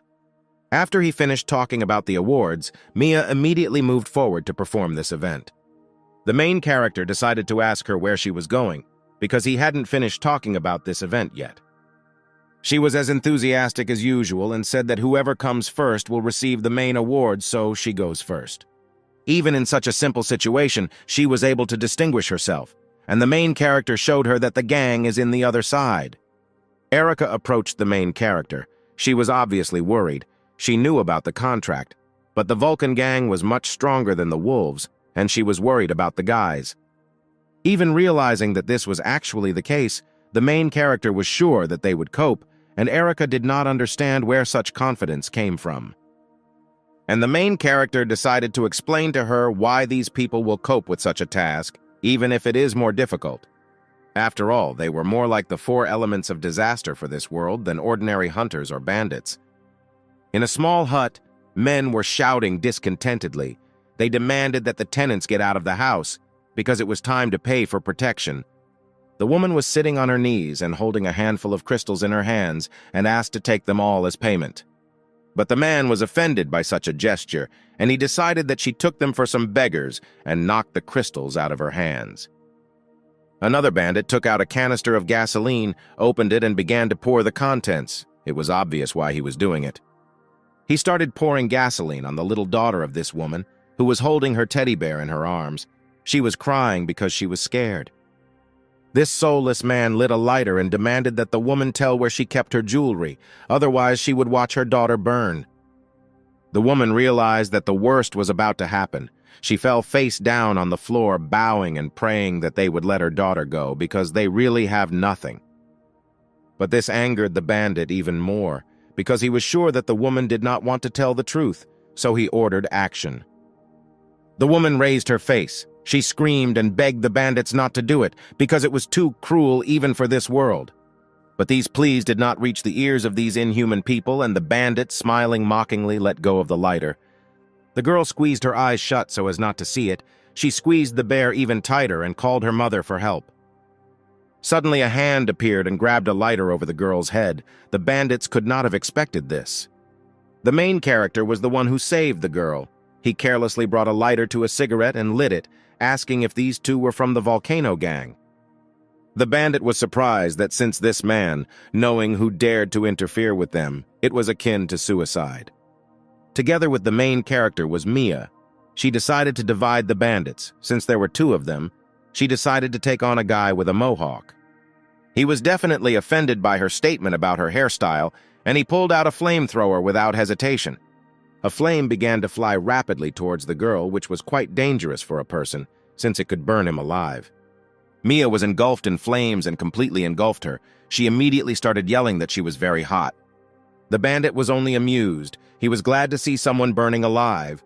He shouted that she would be baptized and burned to the ground. The main character decided to bring the girl to her senses and decided to remind her that she is a game character and she cannot be hurt. Since she had a reflex of her consciousness that fire is hot, she did not immediately realize that she did not feel pain from it. At that moment, the bandit started backing away, because his only weapon was useless against her, and this scared him. Then the girl, engulfed in flames, rushed towards the bandit. She was determined to strike him. And she succeeded. After a good acceleration, she hit him in the face with all her might, from which he flew back. That's just because she was engulfed in flames. After the blow, it spread to the bandit, and he began to burn alive. The second bandit realized that they could not win, because the comrade had already died. He said that even if he was killed, the Vulcan gang would not calm down. But he did not know what these people were thinking, but the main character explained to him that he would not kill him. A deafening cry of pain rang out over the forest, from which even birds flew up from the trees. When the bandit opened his eyes, there were several people in front of him, and the first thing he realized was that he would not be able to escape. Since he was tied to a chair, he could only talk. He did not understand who these people were and why he was brought here. The main character made a stony face and said that they needed information about Vulcan's gang, and if he cooperated, he would not be harmed. The bandit's answer was categorical. He was insulted while his master was protecting him. He was not afraid, at least he said so. A stick appeared out of the darkness at one end of which a flame was smoldering, and it was clear why it was needed. This stick turned out to be a red-hot iron that Rex was holding in his hands, and he was sure that since the bandit was not afraid of fire, then this was clearly not going to endure. The bandit's face showed that he was scared, but he said that he was a member of the Vulcan gang and had been baptized, and even if he was burned with iron, he would not back down from his own. But Rex asked him why he thought that he would be burned, and then the bandit finally stopped understanding what they would do with him. Rex, with a calm face, informed the prisoner that he would insert this metal rod into his ass, and a temperature of 800 degrees Celsius would turn his guts into dirt. It was clear that this guy was not joking and was really going to pull this off, so the bandit shifted in his chair. Even though he tried to seem fearless, in the end he burst into tears and agreed to tell everything, if only this piece of iron would be removed. Rex calmly threw the metal rod aside and said that everything turned out to be easier than he thought. Turning to his comrades, he asked if everything was all right, because it was not very pleasant to see this, but everyone immediately put their hands behind them and said that everything was fine. The main character was impressed by how quickly Rex was able to get information from the enemy, and especially his threats. He wanted to find out where he learned it. Rex answered without hesitation that this place was Afghanistan, and this surprised the main character even more. Again, if you evaluate the appearance of this man, it was clear that he was telling the truth, and the main character decided that such a frame should not be missed. At this time, the bandit asked that if he told everything he knew or important information for them, he would be released. Then the main character portrayed maximum friendliness, spread his hands to the sides and said that it was true, because they were not demons. The bandit began to tell that his leader's name is Vulcan, and he is a pyromaniac, and over the years the number of arson attacks and victims is only growing. In addition to all this man was so ruthless that his hobby was to watch live people burn. The players listened to this description and were delighted with the study of this villain, of course. They could not know that it was all real and thought that this was a game plot. The main character was satisfied with this information, but he still had questions, and he asked if the volcano had a lot of treasures, since it was rumored that he had robbed a lot of people. The bandit answered this question without hesitation, saying that he had heard that his leader had a lot of gold, but the main character was interested in how much and where it was. However, the bandit did not know where the treasures were. According to him, many tried to find them, but could not. But the main character already smelled gold. He imagined how he would finish this case, and he would have a fortune in which he could lie around without a murmur. Since the leader stopped asking questions, Rex decided to find out what kind of weapons the Vulcan gang had, since it was no less valuable information. From the information of the bandit, it followed that there were about 100 people in the gang, and everyone had a Molotov cocktail, a flamethrower, and other weapons. He also said that the territory where the base is located is equipped with mines, and it will not be safe to approach from the front. Since attacking from the outside was a dangerous and obviously losing tactic, Rex suggested sneaking inside and attacking from there. The main character liked this idea and said that when the bandit returns, he will take them with him. He also said that after joining the gang, he would have to undergo the rite of baptism of the volcano, but the bandit did not know about it. Then the main character explained that the essence of the ritual is that your hand is burned with a flame, and if you can bear it, you will pass. For the bandit, this was not such an easy test, and he was clearly nervous. The people in the room were clearly not happy with it. Then the bandit finally began to realize that it was definitely not people in front of him, because people can't help but be afraid of pain. He began to think that they were monsters. The territory of the volcano's base was dug out to the ground and dotted with crosses, on each of which burned bodies of people hung. The main character, Rex and Mia, stood in front of the volcano and asked to join their gang, because they had heard about its greatness. Vulcan sat on a huge throne and indifferently said that since they came here, they knew about the condition of joining the gang. From that moment, the acting game began. Ron said that nothing was a pity for the sake of the volcano, and they prepared for the ritual. Mia screamed that she didn't care, even in oil or in sauce. The leader liked this enthusiasm, and he said that there were 3 of them, and they needed to choose which of them would start the test first. The main character volunteered to be the first to pass this test, only since he was not a player, he felt the pain differently, respectively. He came up with another way. He walked up to the table and without hesitation put his hand on it, thereby showing his readiness. The bandit standing next to him held a flamethrower in his hands. He was sure that nothing would work out for the newcomers, since not everyone is able to pass such a test. Without waiting for a long time, he pulled the trigger, and a jet of flame flew out of the flamethrower. The essence of this test was to endure severe pain, so you voluntarily put your hand up and they started burning it out with fire. However, the main character was a little hesitant before the start of the test because he was a human and thought it would hurt, but he was not hot. Again, this is a performance, so the main character raised his burning hand and said that he expected more from the volcano test. His behavior made the bandit very angry, and he said that this was not the limit of his power, and now the main character will experience double firepower. The main character did not expect such a turn, because he thought that the test would end there, but a new jet of flame was already flying towards his hand. When the main character pretended to feel the flames, the bandit started jumping for joy and shouting that this is the power of the volcano, and now the guy will have to beg for mercy, otherwise his hand will burn. But contrary to all expectations, the main character absolutely did not feel the fire. He was on the contrary pleased.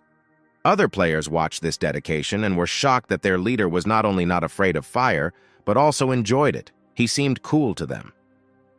When the flame went out, the main character raised his hand up and summed up that there were no injuries on his hand. Since Mia was a player, she thought that the main character had reduced the damage because he is a player, but she didn't know that for this world he is real. Then she decided to be the second. She also put out her hand in a pretentious way and said that she was ready to endure any pain for the sake of joining the Vulcan gang. Since the bandit with the flamethrower was no longer going to be surprised by anything, he asked her to cope with this ordeal, since her friend coped well. But when the flame touched her hand, she began to beat feverishly on the floor, writhing in pain and saying that she was going to burn. This incessant whining hooked even the volcano itself, and whatever it was, he ordered it to be extinguished and the next one to start. When Mia returned to everyone, she decided to ask if she played her role normally because she tried very hard. But the faces of these two were not the least bit happy. The main character thought that she overdid it, and Rex thought that they both overplayed. Since it was Rex's turn now, he came out to the table and stretched out his right hand. He was ready for what was about to happen. The bandit, who had a flamethrower in his hands, had already begun to doubt that there were normal people in this trio in principle. Then he lowered the flamethrower and pulled the trigger a third time. The flames quickly engulfed Rex's hand, but he was ready for it. One of the conditions was not to show pain, so Rex stood silently and did not shout anything. For him it was like torture, where he could not crack. The boss of the Vulcan gang appreciated this act, and reported that now these 3 have officially become members of the Vulcan gang. When Rex approached his comrades, he was praised for his very lively acting performance because even the main character was hurt by such a spectacle. But as it turned out of all 3 of them, he was the only one who did not turn off the pain in any way and endured it all for real. Suddenly, a man who had already lived approached the young people and said that he was a mentor for beginners and he had a task, by completing which they would be able to contribute to the development of the gang.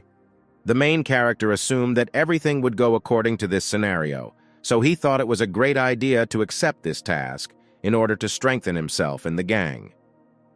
After the words of the mentor, Mia, without waiting for a long time, put glasses on her eyes and was already holding a sword in her hands, fully ready for the upcoming mission. The main character began to think that she was very windy, and someday it would turn sideways for them. Since the newcomers agreed, the old man said that they would have to intercept a truck sent from the central settlement, because there are a lot of things important for the volcano inside. The main character perfectly understood the scale of this operation, and it seemed to him that 3 people were not enough to rob such a serious goal. The old man pointed out behind him that the elite of their camp would go along with the newcomers, and he also mentioned that the cargo was very important, and they should not lose it in any case. The main character nodded affirmatively and promised that they would not let their leader and mentor down, because they have no right to make mistakes. Now the 3 newcomers were standing as full-fledged gang members. Mia couldn't believe that everything had turned out so simply. The main character said that there was nothing to fear now because it was just a game, and they would be able to take action, but Rex was not sure about such simplicity. Suddenly, a bottle fell out of the pocket of the main character and clattered loudly on the floor. It turned out to be strong and did not break after the fall. This attracted Mia's attention. She decided to pick up this bottle to examine. She could not understand what it was. The main character was struck like lightning. Because he could not imagine that there would be such a setup from the bottle, he was simply speechless, and he could not answer Mia's question. She, in turn, remembered that she had seen this substance when Ron was taking a bath, because he rubbed it into his body. This information finished off the main character because it turned out that she was spying on him, and it was not for nothing that a chill ran down his back when he washed. Rex also confirmed this. She realized that she had stirred up too much and hastened to justify that she was not spying on anyone, but was just passing by. The main character took the jar and said it was sunscreen, but the girl did not believe it and decided that he took her for a fool. But in order for her to get behind him, the main character said that this thing increases attributes, and it worked. Only she wanted to get smeared too. The guy pressed the jar to his chest, showing with all his appearance that it was very valuable to him, and said that it was expensive. It was a fire-resistant cream. Because the main character could not reduce the level of pain as players, he had to improvise. A group of guys approached the newcomers. One of them congratulated the first on joining and introduced himself, saying that his group had joined a little earlier. The main character realized that in order not to reveal their intentions, they need to win back the gang members, and he asked the guy if he would advise anything. In response, the guy grabbed Ron by the hand and began to sincerely admire how the main character passed the test of the volcano, because not many people are capable of this. In order not to offend such a fanatical character, the main character decided to say that everything he does is for the glory of the volcano. The guy only admired more, and said that the mentor had already told everything about the task and the cars were ready, so do not delay. After a while, 3 cars drove into the wasteland, one of which was the main character with his team. The departing cars were watched by the head of Vulcan's gang and mentor. Vulcan was almost sure that the newcomers were spies from the fight. The mentor also said that he assumed this, so in their first task he sent them to attack the Drac caravan. Vulcan squeezed his hand and a flame lit up in his fist. He promised himself that if they betrayed his gang, he would torture them with fire until death. A few hours later, the group sent on a mission arrived at the transshipment point. According to the information, it was the right place. All the members of the group were sitting at the table, and they were served a signature dish, which was ordered by an older friend. It was noodles with bull's eyes. He sat and beamed with joy, also called this dish the pinnacle of cooking, and wanted the newcomers to try it too. But they, who had seen such culinary delights for the first time, decided that let him eat it first, and then they would, if the appetite came. The foreman used this dish for 2 cheeks and said that the pass is a checkpoint through which all caravans go, and their goal should soon arrive. The main character decided to assess the situation and said that the caravan would surely be guarded, and if a shootout started, they would lose the advantage.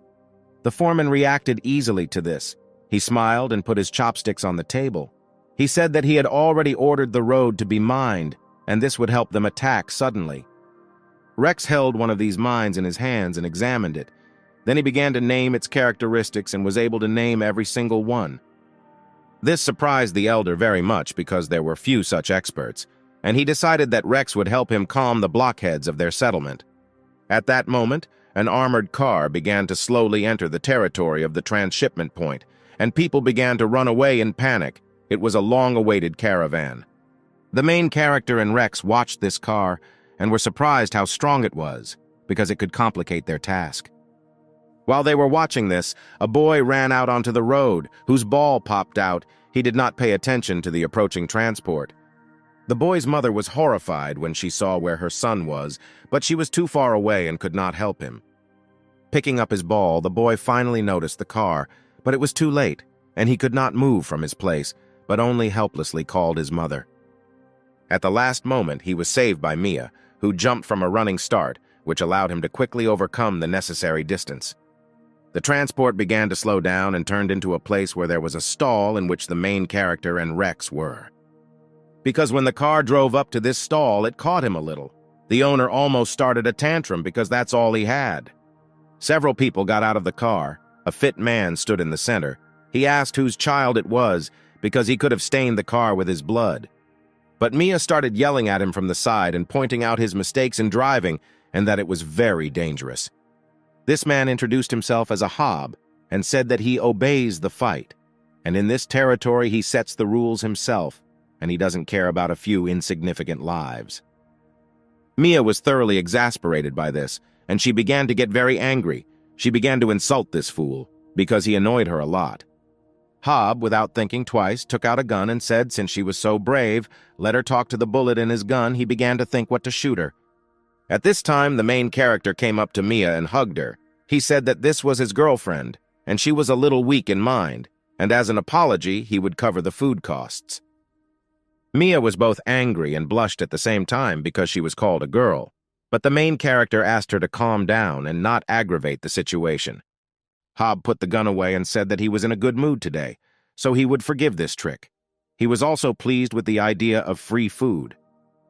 When these people went towards the stall, Rex approached the main character, and the main character asked him if everything was ready, to which he received an affirmative answer.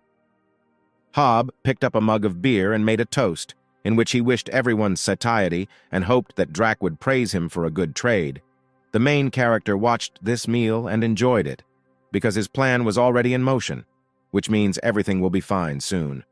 Suddenly, someone's heavy hand fell on his shoulder, from which he jerked a little because he was in his thoughts. Turning around, he saw that it was a Hob, and making a contented face, asked if everything was fine with him. Hob said that everything was fine, but the main character was frail and could not stand up for his girlfriend, and he advised him not to leave the house so as not to lose face. The main character continued to smile and did not show that he was much stronger than this upstart and could kill him in a second. Well, everything will be soon. Hob laughed and told his people to get in their cars. It was time for them to go on. A few minutes passed and the caravan drove away from the transshipment point, only letting out wisps of smoke from the muffler. The main character took a walkie-talkie and said that the target had left the transshipment point and would be there in a few minutes, so you need to be ready. The car was driving calmly through a deserted area, and the people inside had no idea what would happen in a few minutes. Suddenly, the driver turned pale in the face and told his commander that he was starting to have problems with his stomach. This angered the commander, and he said that no one forced him to eat so much, and if he spoils the air right in the car, he will be shot. And, as planned, the car ran over a mine with its front wheel.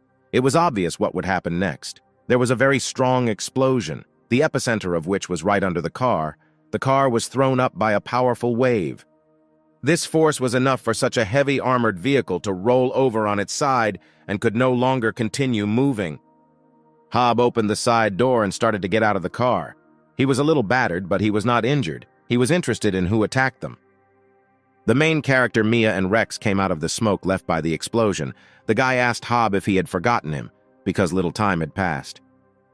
There were many more people behind the backs of these three, and they all obviously decided to attack the caravan.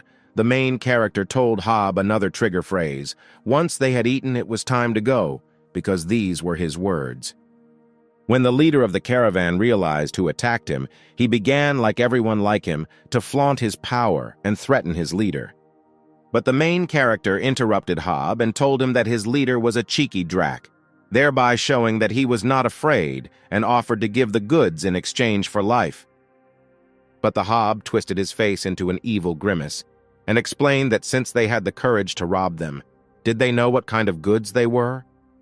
The main character said without hesitation that it could not be anything other than supplies or luxuries, or maybe cigarettes. Hob jumped off the car. He had a rifle in his hands. He ordered his men to prepare for battle as the situation was heating up. A lot of people got out of the car who had excellent ammunition and no less good weapons. This confused the senior. He did not understand where the guards had so many weapons. At least there was no information about such weapons. But when they attacked them, everything immediately became clear, because the goods they were transporting turned out to be weapons, and there were plenty of them. The main character knew what it could mean. He said that it was direct smuggling and was a serious crime, even in this world. But of course, the people who transport weapons know what they are doing, so Hob opened fire and ordered the others to attack too. Everyone from the volcano group was covered by heavy fire, and the main character covered himself and hurried to hide behind something. He was able to find the stone and hide behind it, but he saw that the elder was not in a hurry to take cover and told him to hurry up. But the elder did not hear him anymore. He began to pour himself with a flammable liquid and shouted to his brothers that this was their test, and it was time to prove their faith. And picking up his enthusiasm, the others also began to pour this liquid over themselves, while praising the leader of the volcano. When the liquid soaked into the clothes, the elder set himself on fire and was immediately engulfed in a large flame, and he endured this pain. The others followed his example in exactly the same order, and soon the burning people began to rapidly approach the enemies. Hob grabbed a more powerful weapon, and he was scared of what was happening, but soberly ordered the destruction of these psychos. They opened fire on them, but the elder ordered his brothers to endure the pain and not noticing anything to get to the target. In the end, their target was the soldiers who guarded the caravan.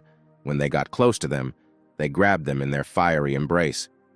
Hob realized that their affairs were bad and started shooting in their direction himself, scolding his comrades for not being able to stand up for themselves. But at some point, his stomach suddenly twisted, and he realized that this was not just a reaction of the body. The main character realized that his idea had worked and decided that it was now possible to proceed with the execution of the plan. First of all, he applied the skill of changing muscles and lifted a boulder above him, behind which he had recently been hiding from heavy fire. Aiming a little, the main character threw a stone at a nearby guard, which was to be expected. It was an instant death. Hob fell to his knees, clutching his stomach. Now it dawned on him that Ron had poisoned the food, and he said it was a mean act. But the main character said that no one forced him to eat, and in principle they are at war, and in such a situation any methods are good. After seeing the main character's sword, Hob was already anticipating his victory. He took out a gun and said that it was more important that the sword or pistol was faster. But the main character said that the gun is faster only within 7 steps. After these words, he threw the sword towards the Hob. Of course, he could not have expected this, and the sword absolutely hit him in the hand and knocked out the pistol that he boasted so much about. And, as the main character intended, the gun flew straight into his hand, and now he said that this is the limit of 7 steps. The next moment, a large through hole formed in Hob's head, which was made by a bullet from his own pistol. The main character blew away the smoke coming out of the muzzle and said that firearms differ from cold weapons only in that they are more accurate and faster. Meanwhile, the battle ended and embers remained from the enemies. It was a clean victory in principle for Ron's squad, even without losses. Rex reported that all the members of Vulcan's gang were killed, but apparently they were originally victims. Now they needed to deliver weapons to Vulcan. Mia had already managed to collect some of the weapons, and she didn't really like the idea of giving away so many good weapons. The main character thought about it, because it turned out that Mia was finally right, and it would be wrong to give up the weapon, since their goal was to destroy the Vulcan gang. Then Rex said that there was only one way to get a weapon and not arouse suspicion from the Vulcan gang. The main character agreed to such a move because it really was the only way. Rex took out a gun and said he was ready. Mia stood all this time between these two and sincerely did not understand what they were talking about and what kind of method it was. Then Rex put his gun to his temples and said that in the future everything falls on their shoulders. In the end, he pulled the trigger, which only convinced the main character of his usefulness and scared Mia very much. After a while, they were able to deliver the bodies of all the members of the Vulcan gang to the base.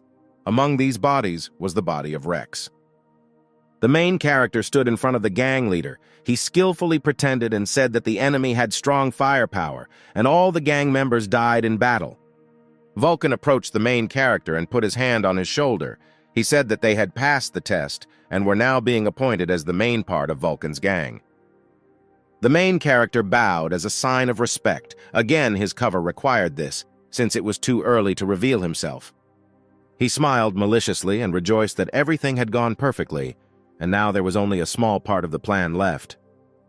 At this time, not far from the vicinity of the camp, Erica decided to play a shooting range with zombies, and in principle, such weak monsters could allow this. She was angry that she didn't know where Ron had gone, so she decided to take out her anger on the monsters. Everything would be fine, but a huge zombie appeared behind her, and without even turning around, she realized that it was someone strong. Realizing that this was a second-level zombie, she decided to fight back and turned around to start shooting back. But as expected, the monster did not wait for her actions and attacked first, hitting her with his hand from which she flew far to the side. Falling on her back, she cursed herself again for her helplessness, but did not give up hope that she would be able to recover. Suddenly, a girl appeared above the head of this giant who had a huge axe. Like the enemies, she was going to kill this big guy. It was Linda. She, as planned, hit this zombie on the head with an axe, from which he fell dead. The girl stood in front of Erica in a victorious stance, and she did not understand who this girl was because she saw her for the first time. But Linda smiled in greeting and introduced herself, saying that she was a player, and she also extended a helping hand to Erica. After such a victory, the girls decided that it would be nice to refresh themselves in the water, because after the fight they got pretty dirty. Linda was surprised at how realistic the taste in this game is, and Erica decided to show her that not only the taste is real, but also the touch. But while they were having so much fun, Linda's bra rope was untied, and he was swept into the water, and something had to be done. Linda reacted with lightning speed and immediately dived into the water for the bra because it was important to her. As a result, after a few seconds, she surfaced naked with a bra in her hands and happily shouted to Erica that she had caught him. However, she did not notice that she had already swum a considerable distance and turned out to be a little different from where she was. There was a guy standing in front of her who saw her in all her glory. Realizing what kind of situation she was in, she covered her chest with her hands and shouted loudly that this guy was a pervert because he did not take his eyes off her. The guy began to panic, no less, and began waving his arms, claiming that his name was Ron. The girl knew this name, but the guy did not look like its owner. Then the main character applied the transformation and regained his real appearance. This was to convince the girl of his words. Seeing her friend in front of her, the girl calmed down and believed that it was him. The guy did not expect that Linda would play such a game. And everything seemed to be going well.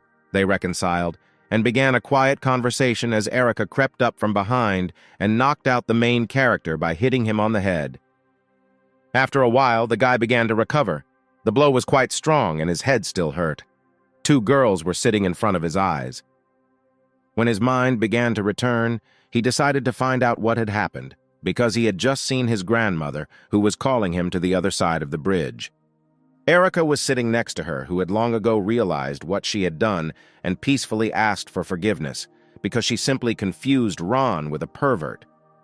But the main character has finally regained his common sense and blurted out that if he were a pervert, he would never climb Erica. As expected, this made her very angry, and as usual, she began to strangle her master without fear of consequences. Once this little misunderstanding was sorted out, the main character said that it was time to return to the camp and make an important announcement. A lot of people had already gathered in the shelter, and everyone was waiting for the head. None of them knew what was going to happen and what was going to be discussed. The main character came on stage and hung up a map. He also thanked the activists, with the help of which they had a map of the volcano's territory and their defense. He also pointed to a row of weapons behind his back, which was more than enough, saying that they bought it at a limited price. And then Phil put in his 5 kopecks, because even he understood that there were fewer players in the shelter than the volcano, and without a plan they had no chance. But the main character said that on this occasion, he gives each participant of the capture 3 attempts at resurrection. He also explained that killing an ordinary Vulcan member gives 100 points, the leader 500 points, and the boss as many as 1,000 points, which was a very generous event. The players who heard such gifts for the event immediately agreed to such conditions and were ready to register. Linda came up to Ron. She also wanted to register for this event. It was obvious that she was interested in it. Despite her zeal, the main character warned her that it was very dangerous, and let her not feel pain, but crawling on the remaining limbs is not always pleasant. Then the girl suddenly hugged the guy and said that he would not underestimate her, because her gaming skills were good. It impressed him so much that he no longer argued. Again, she promised the main character not to tell anyone that he was pretending to be another player. When the registration was over and all the players were ready to go on the attack, the main character raised his gun in the air and fired, thereby giving the start to this event. The players were already armed to the teeth. They were just waiting for the moment when they could finally attack the Vulcan gang. The next day, the head of the volcano decided to reward 2 talented newcomers and offered them gold as payment for their achievements. They accepted such a generous gift without hesitation. Since the plan was still in force, there is no extra gold. At that moment, a man ran into the hall. It was one of the gang members. He pointed to the exit and said that a lot of people were approaching their base, definitely for the soul of the volcano. Then the mentor calmly said that there were a lot of booby traps around the base, and they would definitely fall into them, so there was nothing to worry about. But the scout did not think to calm down. He said that all these people had already passed the minefields and there was not a single loss among them. This news greatly surprised the mentor, but he immediately realized that since everything turned out that way, there are traitors among the gang members. And since all the weirdness started with the arrival of the new ones, they were the ones who betrayed the gang, and he pointed his finger at them. Mia laughed and deliberately drew all the attention to herself and asked the mentor that he was really so stupid that he only noticed this. She made an evil face and confirmed that she was a traitor and now there was no point in hiding. She pointedly pointed at the leader of the Vulcan gang with her finger and called on him to rest in all his deeds. In the end, she took out a weapon and shot at the volcano. He was still sitting on the throne and did nothing. But the main character jumped in front of him and caught a bullet with his body. He pathetically said that he would protect the head. And at the moment when he hadn't landed yet, he pulled out a gun and fired back, right at Mia. The bullet hit the girl in the chest, and she, already half dead, began to fall to the floor, of course. This whole scene was part of the plan. She fell to the floor and started shouting at the main character that if he helps the enemy, then he himself does not go far from him. After that, she rolled over on her stomach and began to bleed something, saying that her comrades would not forget this and would come. The main character came up to her and stood naked on her and pulled the trigger a few more times. Of course, he could not have done it. She would have died anyway, but she was causing too much drama, which was unnecessary. When she finally fell silent, the main character turned to the head and said that it was his fault, and he did not keep track of this girl. So to atone for his guilt, he wanted to go into battle. But the head put his hand on his shoulder and said that the guy had already shown himself very well, because he had protected him regardless of his safety, so the volcano offered him to rest and heal his wounds. Several people appeared from the back of the hall. They carried a huge hammer wielded by Vulcan. The head took it in his hands, and the hammer began to burn with flames. Obviously, it was not a simple weapon. Vulcan ordered his men to move out and fight an imposter. The mentor warned the head that it could be dangerous and there were still traitors, to which he got angry and grabbed him by the collar. Vulcan said that the mentor did not understand anything and was behaving like an ungrateful coward, and with these words, he threw him aside. But when Vulcan left, the mentor said that people like him usually die first, and after the battle they will see who was right. The main character sat across from him and told him that he would die anyway, regardless of the outcome of the battle. The mentor did not understand why he would die, because he had done nothing wrong, and he wanted the main character to explain his words. The guy explained that the volcano would kill him anyway, because if he loses, It turns out the mentor was right, and if he wins, then the mentor lied to him. These words made sense because Vulcan was a cruel man, so the mentor did not know what to do and asked for advice. The main character put his hand on him and offered to rob Vulcan and divide everything equally, and then go home. Two groups of people were standing opposite each other. A big battle was about to begin, and they were waiting for orders. Vulcan said that these people were too few to defeat Vulcan's gang, and offered his fighters 3 crystals for each killed. And after his words, a massacre began. A large bunch of people started killing each other. Everything was involved there, cold weapons and firearms. Linda also participated in this battle and easily killed the enemies one by one. She still didn't understand how this game could be so real because she had killed and seen the insides of her enemies. Suddenly, a sword pierced her chest. One bandit hid behind her and attacked her from behind, and this attack worked, which he was glad because the girl was strong. But when she was supposed to die, something went wrong and the bandit did not immediately understand what was happening, because this usually did not happen. The girl was enveloped by a greenish tint of light and she began to recover. The bandits did not understand how this was possible. Linda revived and was ready to kill enemies again. The bandits began to realize that they were not dealing with ordinary people. For some reason, they were resurrected. Then the bandits noticed Rex, who very quickly made bags of meat out of enemies, and it was noticeable that he was a pro in his business. Mia was also there. She was shooting at bandits with great passion and felt some kind of pleasure from it. For the bandits, these two were a shock, because they personally saw that they were dead, and now they are alive and fighting against them. Chaos began on the battlefield, and the head of the Vulcan gang himself stepped on the stage, because he was tired of looking at it, and he violently hit the ground with a hammer. The main character and the mentor were standing in front of the safe, the doors of which were really big. The mentor said that he did not have a key.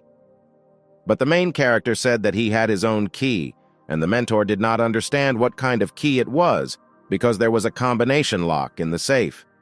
Then the main character decided to show his key. He called it C4 and took it out of his pocket. It was a weighty argument against any door.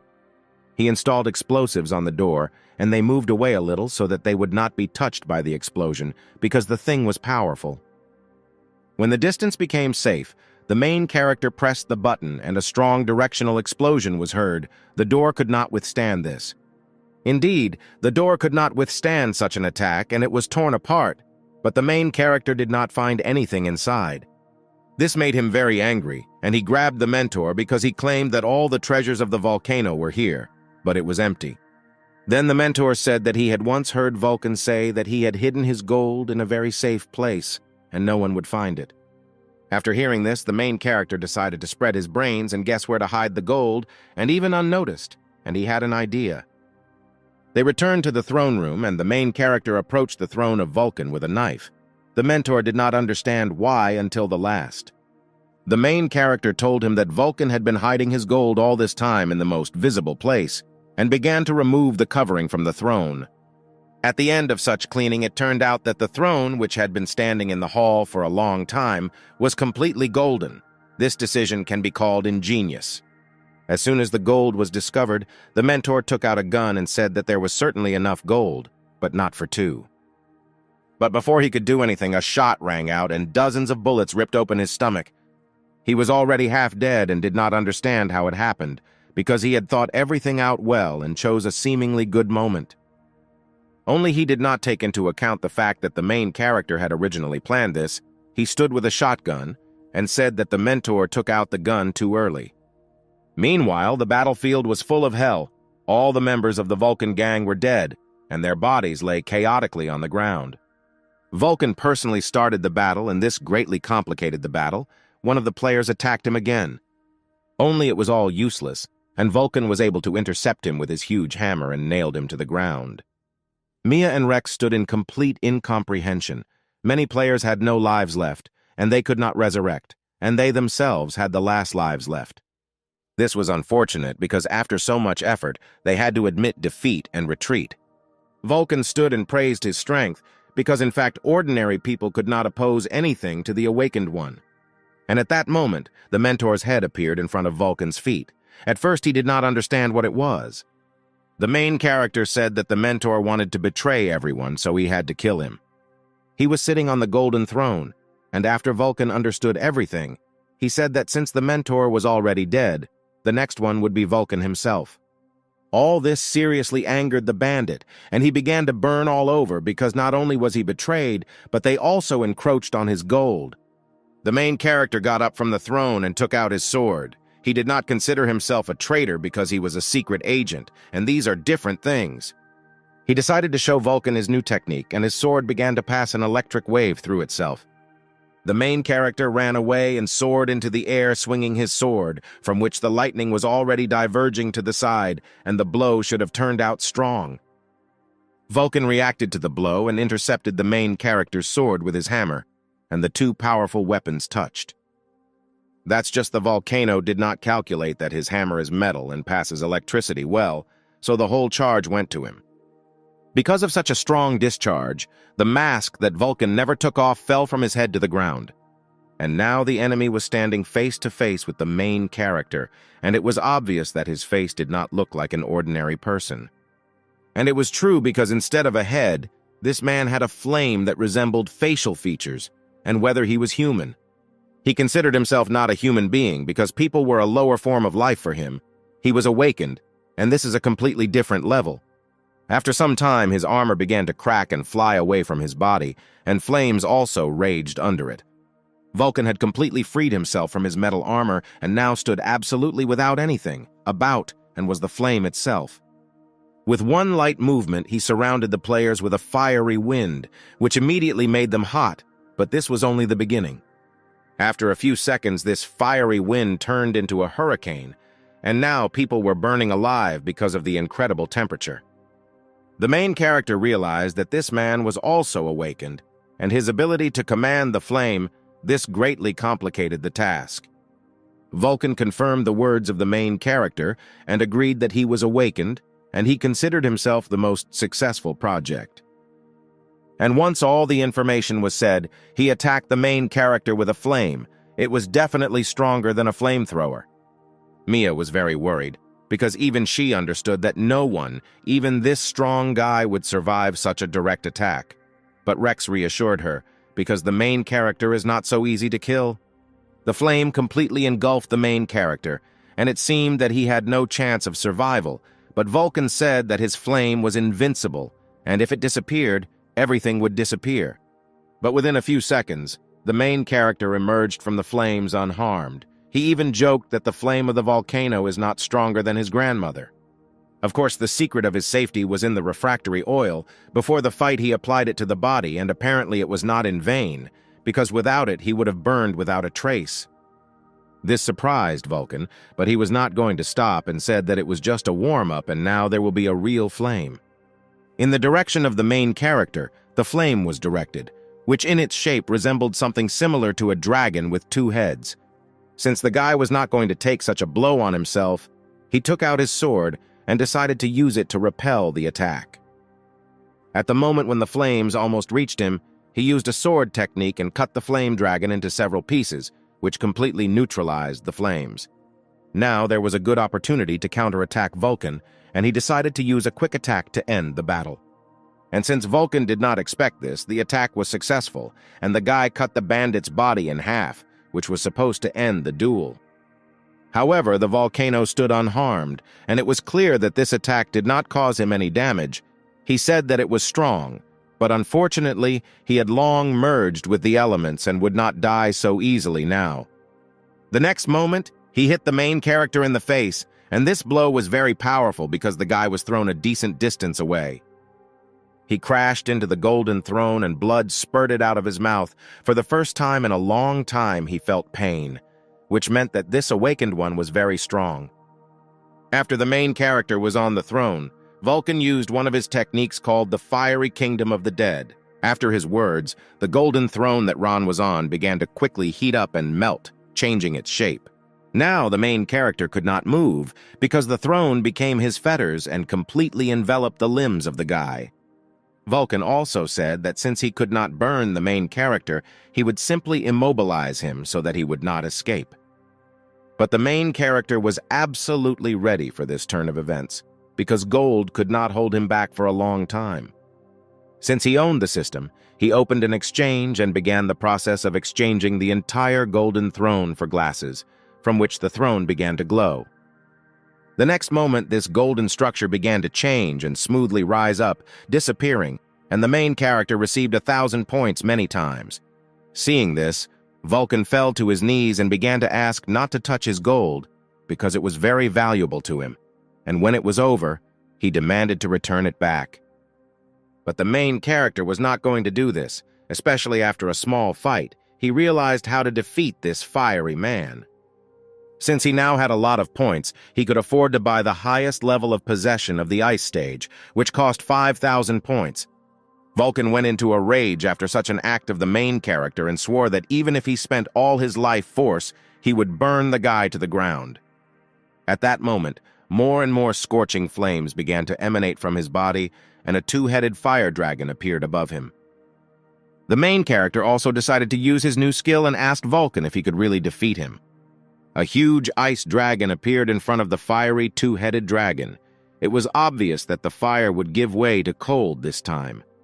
As expected, the ice dragon quickly destroyed the fiery one, and now he was alone with the volcano. The bandit himself did not understand how it happened, because just a few minutes ago he had a complete advantage, and now he lost. And after realizing his helplessness, the volcano accepted his defeat. The ice monster crashed into him with all his strength.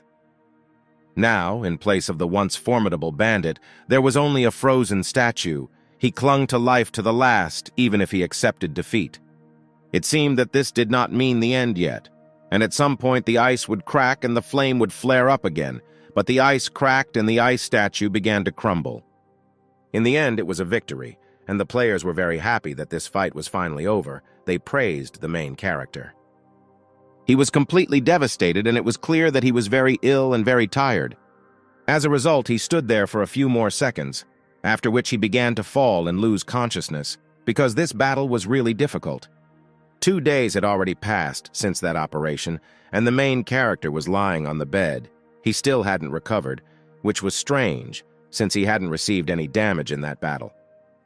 Linda and Mia were standing in front of his bed, and the girls didn't understand why he hadn't woken up yet, since a lot of time had already passed. Mia came up with a very interesting idea, and she decided to try it. Linda didn't know what she was up to, but she was interested. Mia took out a knife and offered to kill the main character and wait for him to resurrect, but she did not know that this would be the end for him. Linda did not support this idea. The very thought that they would hurt the person she loves was inconvenient. She ran up to Mia and hugged her, asking her not to do anything like that because it was impossible. But Mia quickly forgot what she wanted to do and now compared her breasts with Linda's. It seemed to her that her friend had more. As a result, she decided to check it out and suggested that Linda undress in order to make sure of it. At that moment, the main character opened his eyes. When he got out of bed, he saw Linda with her breasts half open and Mia who was trying to undress her. The situation was as incomprehensible as possible and even more awkward, so he couldn't think of anything better than to say good morning. After a while, the main character came to the main room, where Chloe told that the Vulcan gang had been completely destroyed, and now all her lands belonged to them. She was also interested in what happened to the guy's face. He replied that it was nothing serious, but it was clear for what he received. He asked if they had sent, "Are they going to the central settlement?" Chloe said that she had temporarily suppressed the spread of information about their victory, and it was right, since it was necessary to recycle the arsenal of the Vulcan gang before Drac decided to raise an uprising. She also said that 2 adventurers, or players, had disappeared in recent days, and they still hadn't been found, but it wasn't something serious. At this time, several bound people were sitting in a spacious room.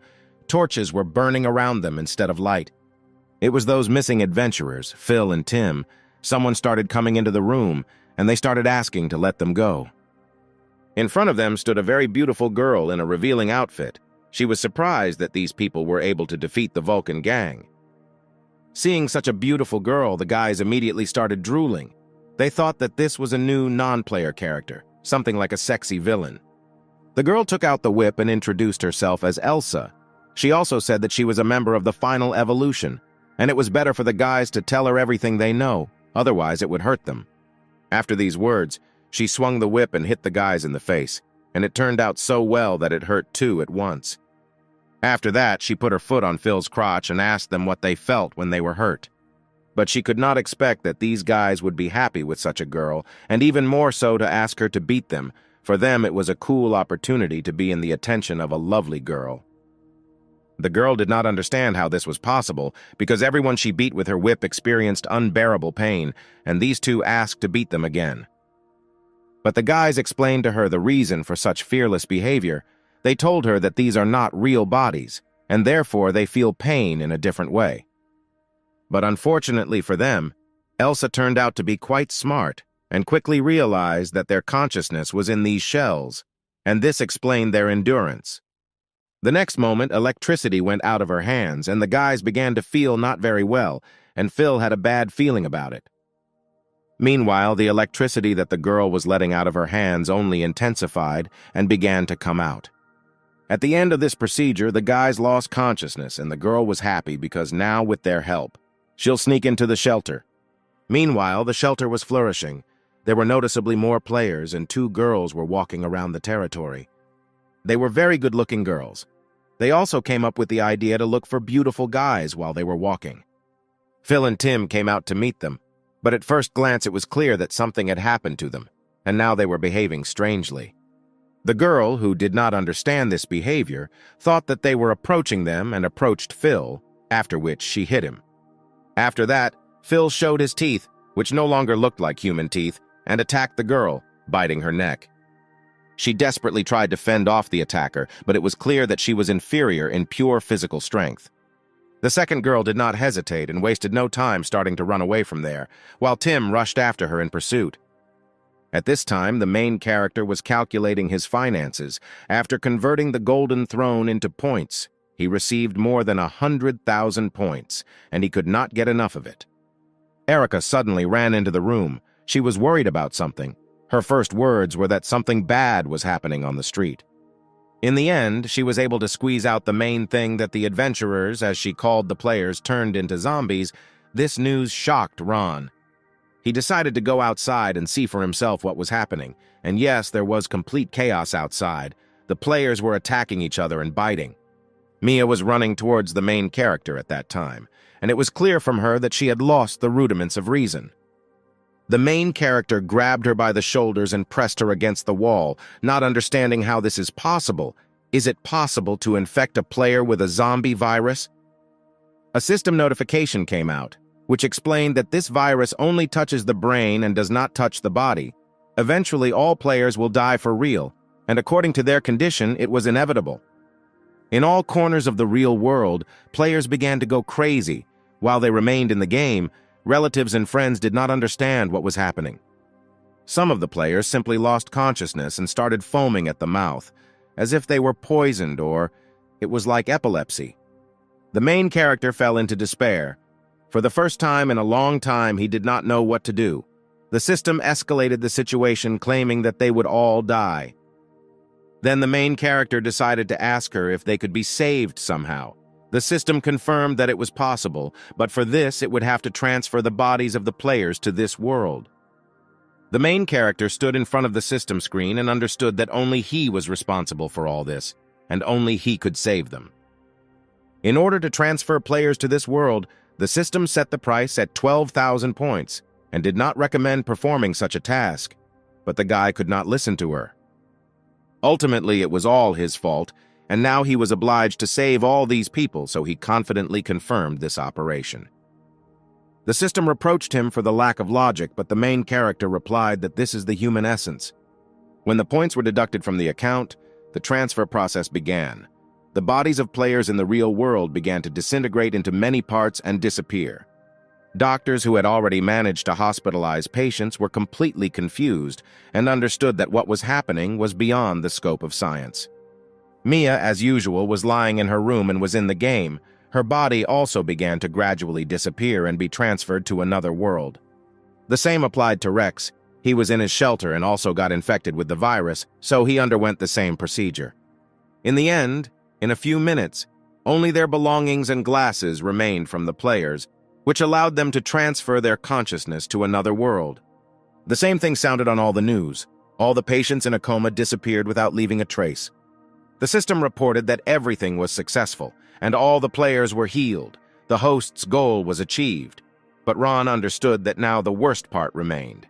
All the bodies of the players were lying in the center of the settlement. This was done so that when they came to their senses, they could immediately be talked to. A day later, they began to come to their senses. Some did not understand what had happened. Someone noticed that they felt pain, even though they turned off this function in the settings, and some remembered that they had become zombies. The main character came on stage and urged everyone to pay attention to him. He said that he would explain everything now, and the news would not be pleasant. The players did not understand what was going to be discussed now. Then the main character loudly and clearly said that all the players got into the game for real. Mia did not immediately understand what these words meant, because they were in the game before, which means the chapter is nonsense. Ron decided not to delay the explanation and said that now they will not be able to leave the game, and even more so, they will not be able to resurrect. The players, not believing in this, immediately began trying to exit the game, but such a button simply ceased to exist, from which the panic began to increase. One of the girls pulled out a gun and put it to her head, because for her it was all nonsense. She decided that if the character dies, then she will leave the game. Since it was absolutely wrong, the main character tried to stop her, and asked not to do it, because he understood that she would die. But the girl shot straight at the weight. It was an instant death and quite ridiculous because if she had believed. When she fell, her body remained in the same position and the players began to realize that it was no longer a shell, but a real corpse, and now they were all trapped. Without taking long to wait for the main character, the first stone flew, and it was clear why it was thrown. A whole pile of stones flew after one. People demanded to release them. They had the right to do so because it was he who let them in here, and all responsibility lay on him. Covering his face with his hands, he assured people that he understood that this was his responsibility and that he would find a way to bring them back to the real world. If not, he would die. Mia was the first to respond to his words. She raised her hand and said that she trusted him completely. She also urged the players to calm down, because if they continue to get angry, nothing will change. She also reminded them that they are players and must cope with this problem. Rex joined her. He supported Mia and added that instead of complaining, they should find a way to strengthen their bodies and become stronger. The noise began to subside slowly, and the players calmed down. It began to dawn on them that they had no other options, and as long as they were serious, everything should be fine. But a new question arose, which raised a new wave of panic. They appealed to the head of the shelter, how he could guarantee their safety while they were in the settlement. The main character explained that while they were unconscious, he had already considered this issue and prepared a defense. After these words, he asked someone to come to the defense of the settlement, and everyone waited with bated breath. Huge mutant zombies began to come out to the players from all sides. They were much bigger than ordinary zombies and seemed very strong. The people who were expecting protection were scared to death because these monsters didn't seem friendly. They started screaming in fright. But all these terrible monsters obediently bent one knee and stood in front of the main character. This was his demonstration of strength. As the panic finally subsided, he imagined these sturdy men. They were zombie guards, which he built from the remains of zombies and crystals. But it still seemed to the players that these zombies, although they looked formidable, still would not be able to protect them. Then the main character ordered the release of ordinary zombies in order to demonstrate the abilities of zombie guards. And at that moment, crowds of zombies fell out of the cages. There were enough of them to destroy all the players present. The players were thrown into a sweat again, because they understood that these were real zombies coming in their direction. At the same time, they did not understand why they were released. Zombie guards did not wait long, and as soon as ordinary zombies approached a dangerous distance, they began to inexorably hammer them into the ground. After the zombie guards finished cleaning the territory, they stood behind the main character, and he said that he promised to protect everyone, which means it will be so. In the end, it was enough, and all the players went about their business. A beautiful moonlit night came to the camp. Mia was sitting on the roof of one of the buildings and drinking, thinking about everything that had happened today. The main character came up to her and was surprised to see her here. He said that she looks quite optimistic since she drinks at such a time. The girl smiled pleasantly and said that she had nothing else to do, because tears do not solve problems. It remains only to go forward. The main character was grateful to this girl and informed her about it. He also promised that when she returned to the real world, he would treat her to a drink. The girl just smiled and said that in order to drink, you don't need to wait for something, because they can drink right here and now, and all the worries will already wait. The two young men didn't seem to know what had happened today. They were sitting on the roof and having fun drinking, as if this evening could be the last. Since the night turned out to be stormy, the main character slept soundly in the morning and could not wake up as early as always. There was a knock on the door. It was Erica. She came to the main character with the news, but since he did not open the door, she decided to go in herself. From such knocks, the main character managed to wake up and was already starting to get ready when suddenly the door opened and Erica walked into the room. And then she regretted her decision because she saw the main character in what her mother gave birth to, and it made her blush. The main character explained that he likes to sleep naked and there's nothing wrong with that. He also asked what happened that she was so eager to get to him. The girl turned away so as not to embarrass herself even more and said that Drac had come to discuss the division of rewards for the destruction of the Vulcan gang. But since these were only the conditions of separation, the main character got dressed and decided to discuss some conditions too. All this time, Drac and his assistant sat quietly in the office and waited for the main character, since he was still asleep when they arrived. The bodyguard did not like the behavior of the head of the shelter very much, since they had been waiting for him for half an hour. Finally, the main character came and sat down opposite the fight. As expected, he was able to annoy the guests a little even after his arrival. The jokes of the main character already at the end began to anger the assistant of the fight, and she barely restrained herself so as not to start a brawl. Drac stopped his ward and began a very interesting conversation, in which he mentioned that their caravan had been attacked and whether Ron could know anything about it. The main character evasively said that the Vulcan gang did it, and whether it makes sense to come to him because of this, and now this gang is no more. Drac explained that he was here just for this reason. He mentioned that the main character decided to take the volcano gang plant for himself, and as it seemed to Drac, it was too much, and should have given this plant to the central settlement. This proposal angered Ron, and he, without restraining his tone, said that he, without sparing himself, tried and got this plant, and now the one who has nothing to do with it wants to take it for himself. Hearing this, Drac changed his hand, and instead there was a snake on the table, so he decided to put pressure on the main character to change his mind. But this trick did not scare the head a bit, and he said that one desire to get something is not enough. You need to offer something in return.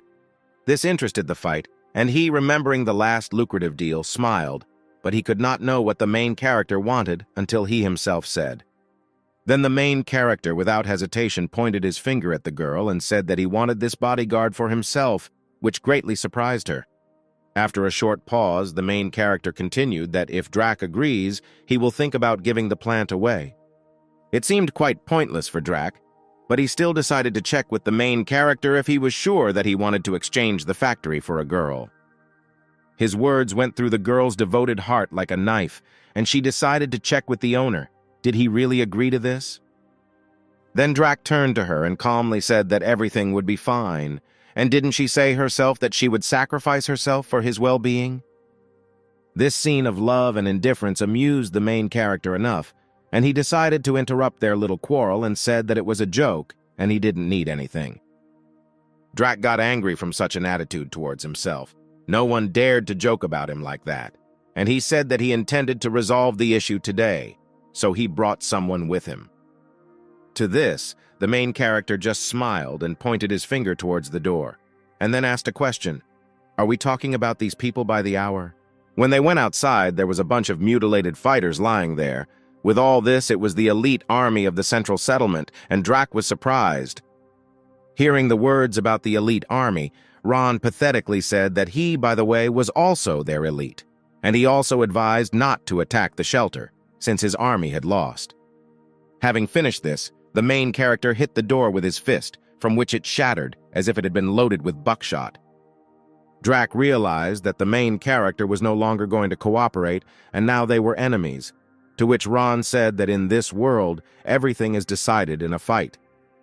The head of the central settlement did not take long to wait and quickly left, threatening finally that everything would be seen in trouble. The two got into their expensive car and drove away from the camp. Erica, who saw everything, was afraid that everything would be fine because it was still they who released the head of the central settlement alive. The main character understood that it was extremely unprofitable to kill a fight now, and he doubted that this arrogant would be an easy opponent. Arriving at the central settlement of fights together with his bodyguard, they immediately went to the laboratory. The assistant was here for the first time. Drac kindly explained to the girl that he had been making observations for some time and came to the conclusion that everyone has their own limit. He went to the big computer and started typing something on the buttons. He thought that the main character suspected something and therefore started a riot. After the text was typed, the Drac confirmed its effect, and a metal ball began to open at the bottom of the room. Green smoke escaped from it in a jet. And when the balloon opened completely, something similar to a zombie came out of it. But this instance was clearly different from the others. A squad of elite soldiers ran into the room with machine guns at the ready. They surrounded the monster and were going to attack it. As soon as all the soldiers were ready, the command to shoot was given, and a hail of bullets fell on the monster, from which he roared, but it was not a cry of pain, but rather anger. A moment later, the monster pushed off from the ground and flew straight at the soldier standing in front of him, huge, sharp scythes sticking out of the monster's hands. He brandished them as if he was mowing down a grain harvest. People could do nothing, and only flew apart from these attacks. In less than a few minutes, the entire squad was destroyed, and the monster stood in the center of the room and roared a victorious cry. It was a complete disaster for the bodyguard that one zombie was able to destroy an entire squad, and in such a short period of time. Drac stood and rejoiced at the end of this experiment because now he had such a strong monster, and his goal was to create an army of such creatures. He said all this while in a separate wing of the laboratory, in which there were many glass capsules, in which there were obviously the same creatures. He laughed like an evil genius, because now he will be able to take revenge on Ron, and when the army is ready, it is his shelter that will take the first blow. A week has passed since Drac's arrival in the settlement. The main character devoted himself to sword practice every day, and today was an hour of training. While he was engaged in training, he did not notice how people approached him, and one of them asked if he was the head of the shelter. In front of the main character was a group of people who asked to shelter them all in a shelter, because their house had turned into a resident of evil. Ron quickly realized that these were residents of the central settlement and asked to explain to him what had happened there, that they had come so far, and even to seek refuge. All these people were depressed. Many were crying even though they were men. One of them said that a massive infection with a zombie virus had begun in the central settlement. According to this man, a few days ago he was walking home with his friend after a good drink. They barely moved their legs. How suddenly a huge figure appeared behind them. Her body blocked the sun and plunged the friends into the shade. This man noticed this figure late. He heard the cry of his comrade and turned around at the sound, pouring cold sweat and immediately sobering up. In front of him stood a 3-meter zombie who was holding the body of his comrade in his hands without a head. He simply bit it off, as if it were an apple. When he finally realized what was happening, he rushed away from there with all his might. He shouted to the whole street, called for help, security. But the longer he ran, the more he realized that no one would save him, and such creatures are now all over the settlement. He was right. Many swarms of the city plunged into chaos and now looked more like hell. All buildings and equipment were covered in fire, and huge zombies walked the streets. After such hard memories, the man began to cry even more and grabbed his head with his hands. He and a few others managed to escape, but there were probably survivors there. The main character so far perceived this as a kind of test. He coolly asked where their army was, because in the central settlement it was not small, and they also had a leader of fights. One mention of this name brought this man out of himself. According to him, it was because of the fight that the virus appeared, because he was conducting experiments, and one test subject escaped and the massacre began. He also said that the head of the central settlement himself had closed himself in his castle and wanted to sneeze at ordinary people who came to him for help. After all that was said, this man fell to his knees and began to beg the main character for help because his wife and daughter were still in this hell. After him, all the other refugees began to kneel and ask to save their loved ones, acquaintances, second halves, because they all knew that the main character had defeated the leader of the volcano. The main character approached these people, crossed his arms, and began to say that he was far from a hero and certainly not a good person. But he opened his hands and said that despite this, there was no phrase in his dictionary to leave to the mercy of fate, and he promised to kill the head of the central settlement. The next day, Ron organized a large meeting, during which he said that he planned to gather a team of volunteers to clean up the central settlement and rescue people. There was a small problem in all this. Former players were now afraid to go on dangerous tasks, because now they had no opportunity to resurrect, which means it was not worth the risk. The main character understood the reason for their fear, but they also had to understand that this concerns everyone, because if the central settlement falls, they will be next in line.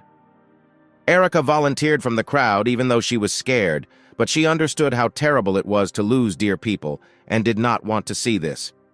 The main character was glad that she agreed, but she was not a player, and he did not understand why she would get into it. But this cute girl's explanation was as simple as she was.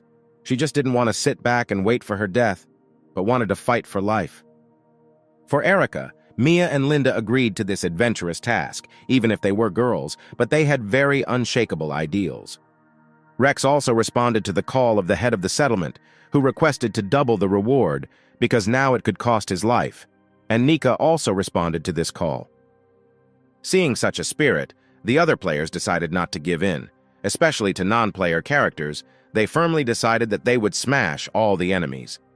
Seeing such a picture, the main character even shed tears, because he did not expect that all these people would agree to risk their lives to help him after what happened.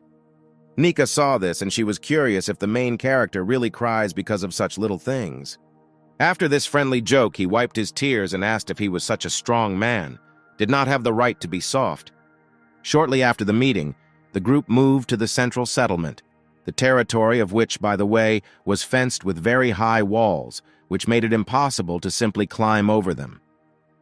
But the main character clearly did not want to do this, and why when you have several huge zombies that could serve as a battering ram? The idea to open the gate as in the good old days was crowned with success. For such strong monsters, it was not difficult to open the gate in this way. When the gates were fully opened, the main character entered the territory of the main settlement together with his entire team. He was in anticipation of a new and grandiose battle. When they entered the territory of the settlement, a terrible sight opened up before them. The whole city was on fire. Crowds of infected people roamed the streets and finished off the survivors. A young and beautiful girl was cornered by one of the zombies and she had nowhere to run. She could only helplessly ask the monster not to approach her.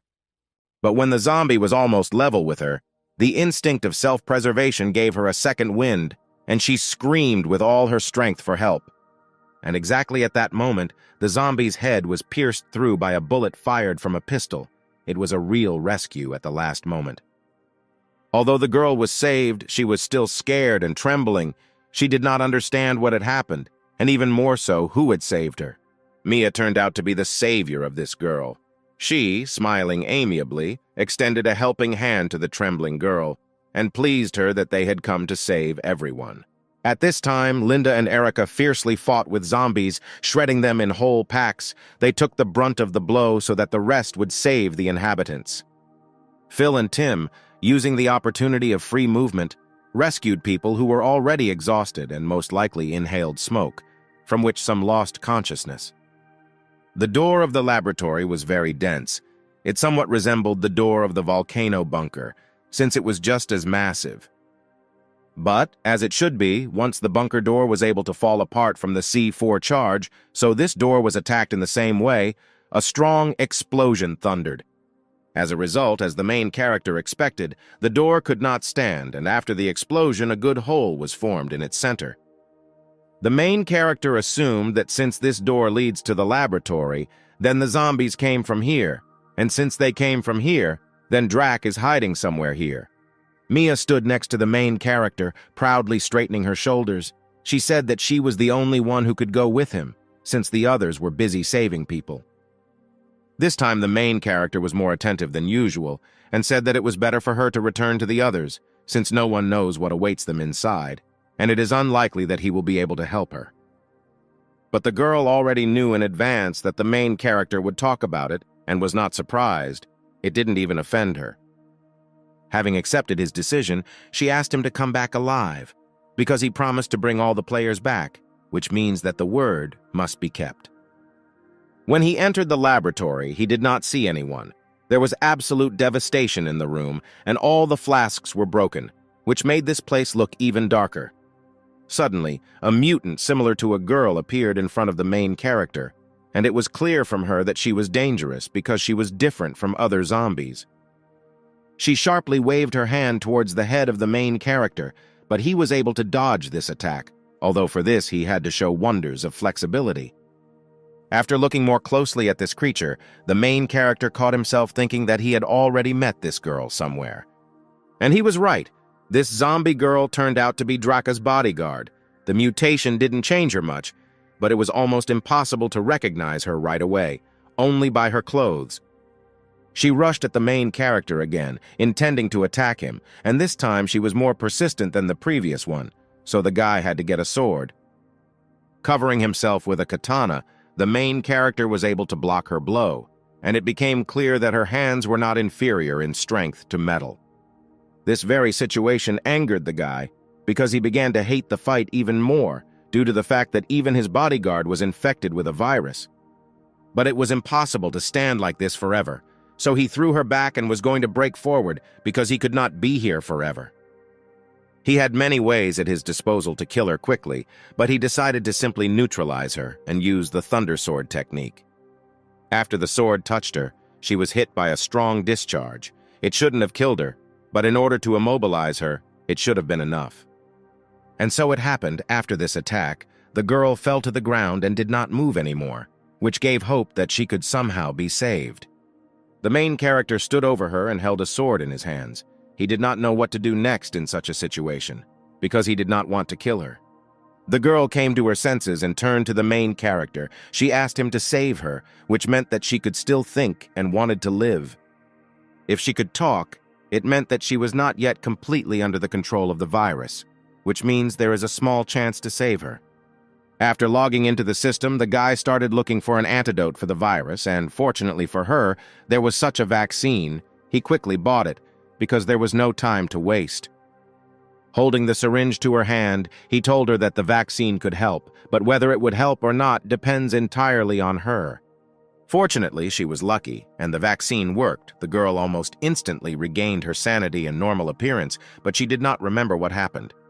The main character decided not to lose this opportunity and approached the girl very close. He told her that he had saved her, and now she needed to figure out how to pay him. The girl was glad that she was saved, but she was surprised that the main character saved her, because according to the idea, he should not be here. Since now she was saved by this guy, she decided to give him a syringe with a cloudy liquid, and the main character did not know what it was for. The girl called the liquid in this syringe a strengthening potion. With its help, Drac creates zombies and creates chaos in the settlement. She was angry at her patron because he finally went crazy and made a test subject even of her, but she managed to steal this thing before she passed out. The main character accepted this gift, but this did not negate the fact that it is dangerous to use it and it will turn him into a zombie. The girl convinced the main character that this syringe would not be dangerous for him, but on the contrary would strengthen him, because the guy is strong and can handle it. Since this syringe was needed to win a fight, the main character was not happy about it, because he was sure that he would kill him on his own. While he was talking, the girl took out a knife and resolutely pointed it at her throat. She definitely wanted to kill herself. She decided to kill herself because of Drac, because she thought that he was a good leader and would lead their settlement to a bright future. So she helped him. But everything turned out completely wrong, and now she is not worthy to live. But at the last moment, When the blade almost reached the target, the main character grabbed it with his hand, cutting his fingers, and stopped him. The girl was crying and did not understand why the main character prevents her from committing suicide, because such as she is not worthy to live. To this, the main character replied that he saved her life, and now her life belongs to him, so he forbids her to die, and when he returns, he will punish her for this suicide attempt. Such words pleased the girl, and she calmed down. A slight smile appeared on her face. She agreed to his conditions and said that she would wait for him. The main character went into the depths of the laboratory, and everywhere he passed there was complete devastation, which meant that the creatures who got out of here were extremely aggressive. At the end of the corridor, a fight was waiting for him. He sat in front of a large monitor and watched people running away from zombies, but not everyone turned out. He also expected the main character. The main character did not wait long and immediately took out a sword. He told Drac that people believed him and thought that he would lead them to heaven, and he sent them straight to hell. When Drac turned around, he showed his snake head. He said it was just studying the virus. Since the human body has a limit, he is not going to stop. He decided that he would no longer be human, and after that his head went towards Ron. It was amazing how far it could stretch.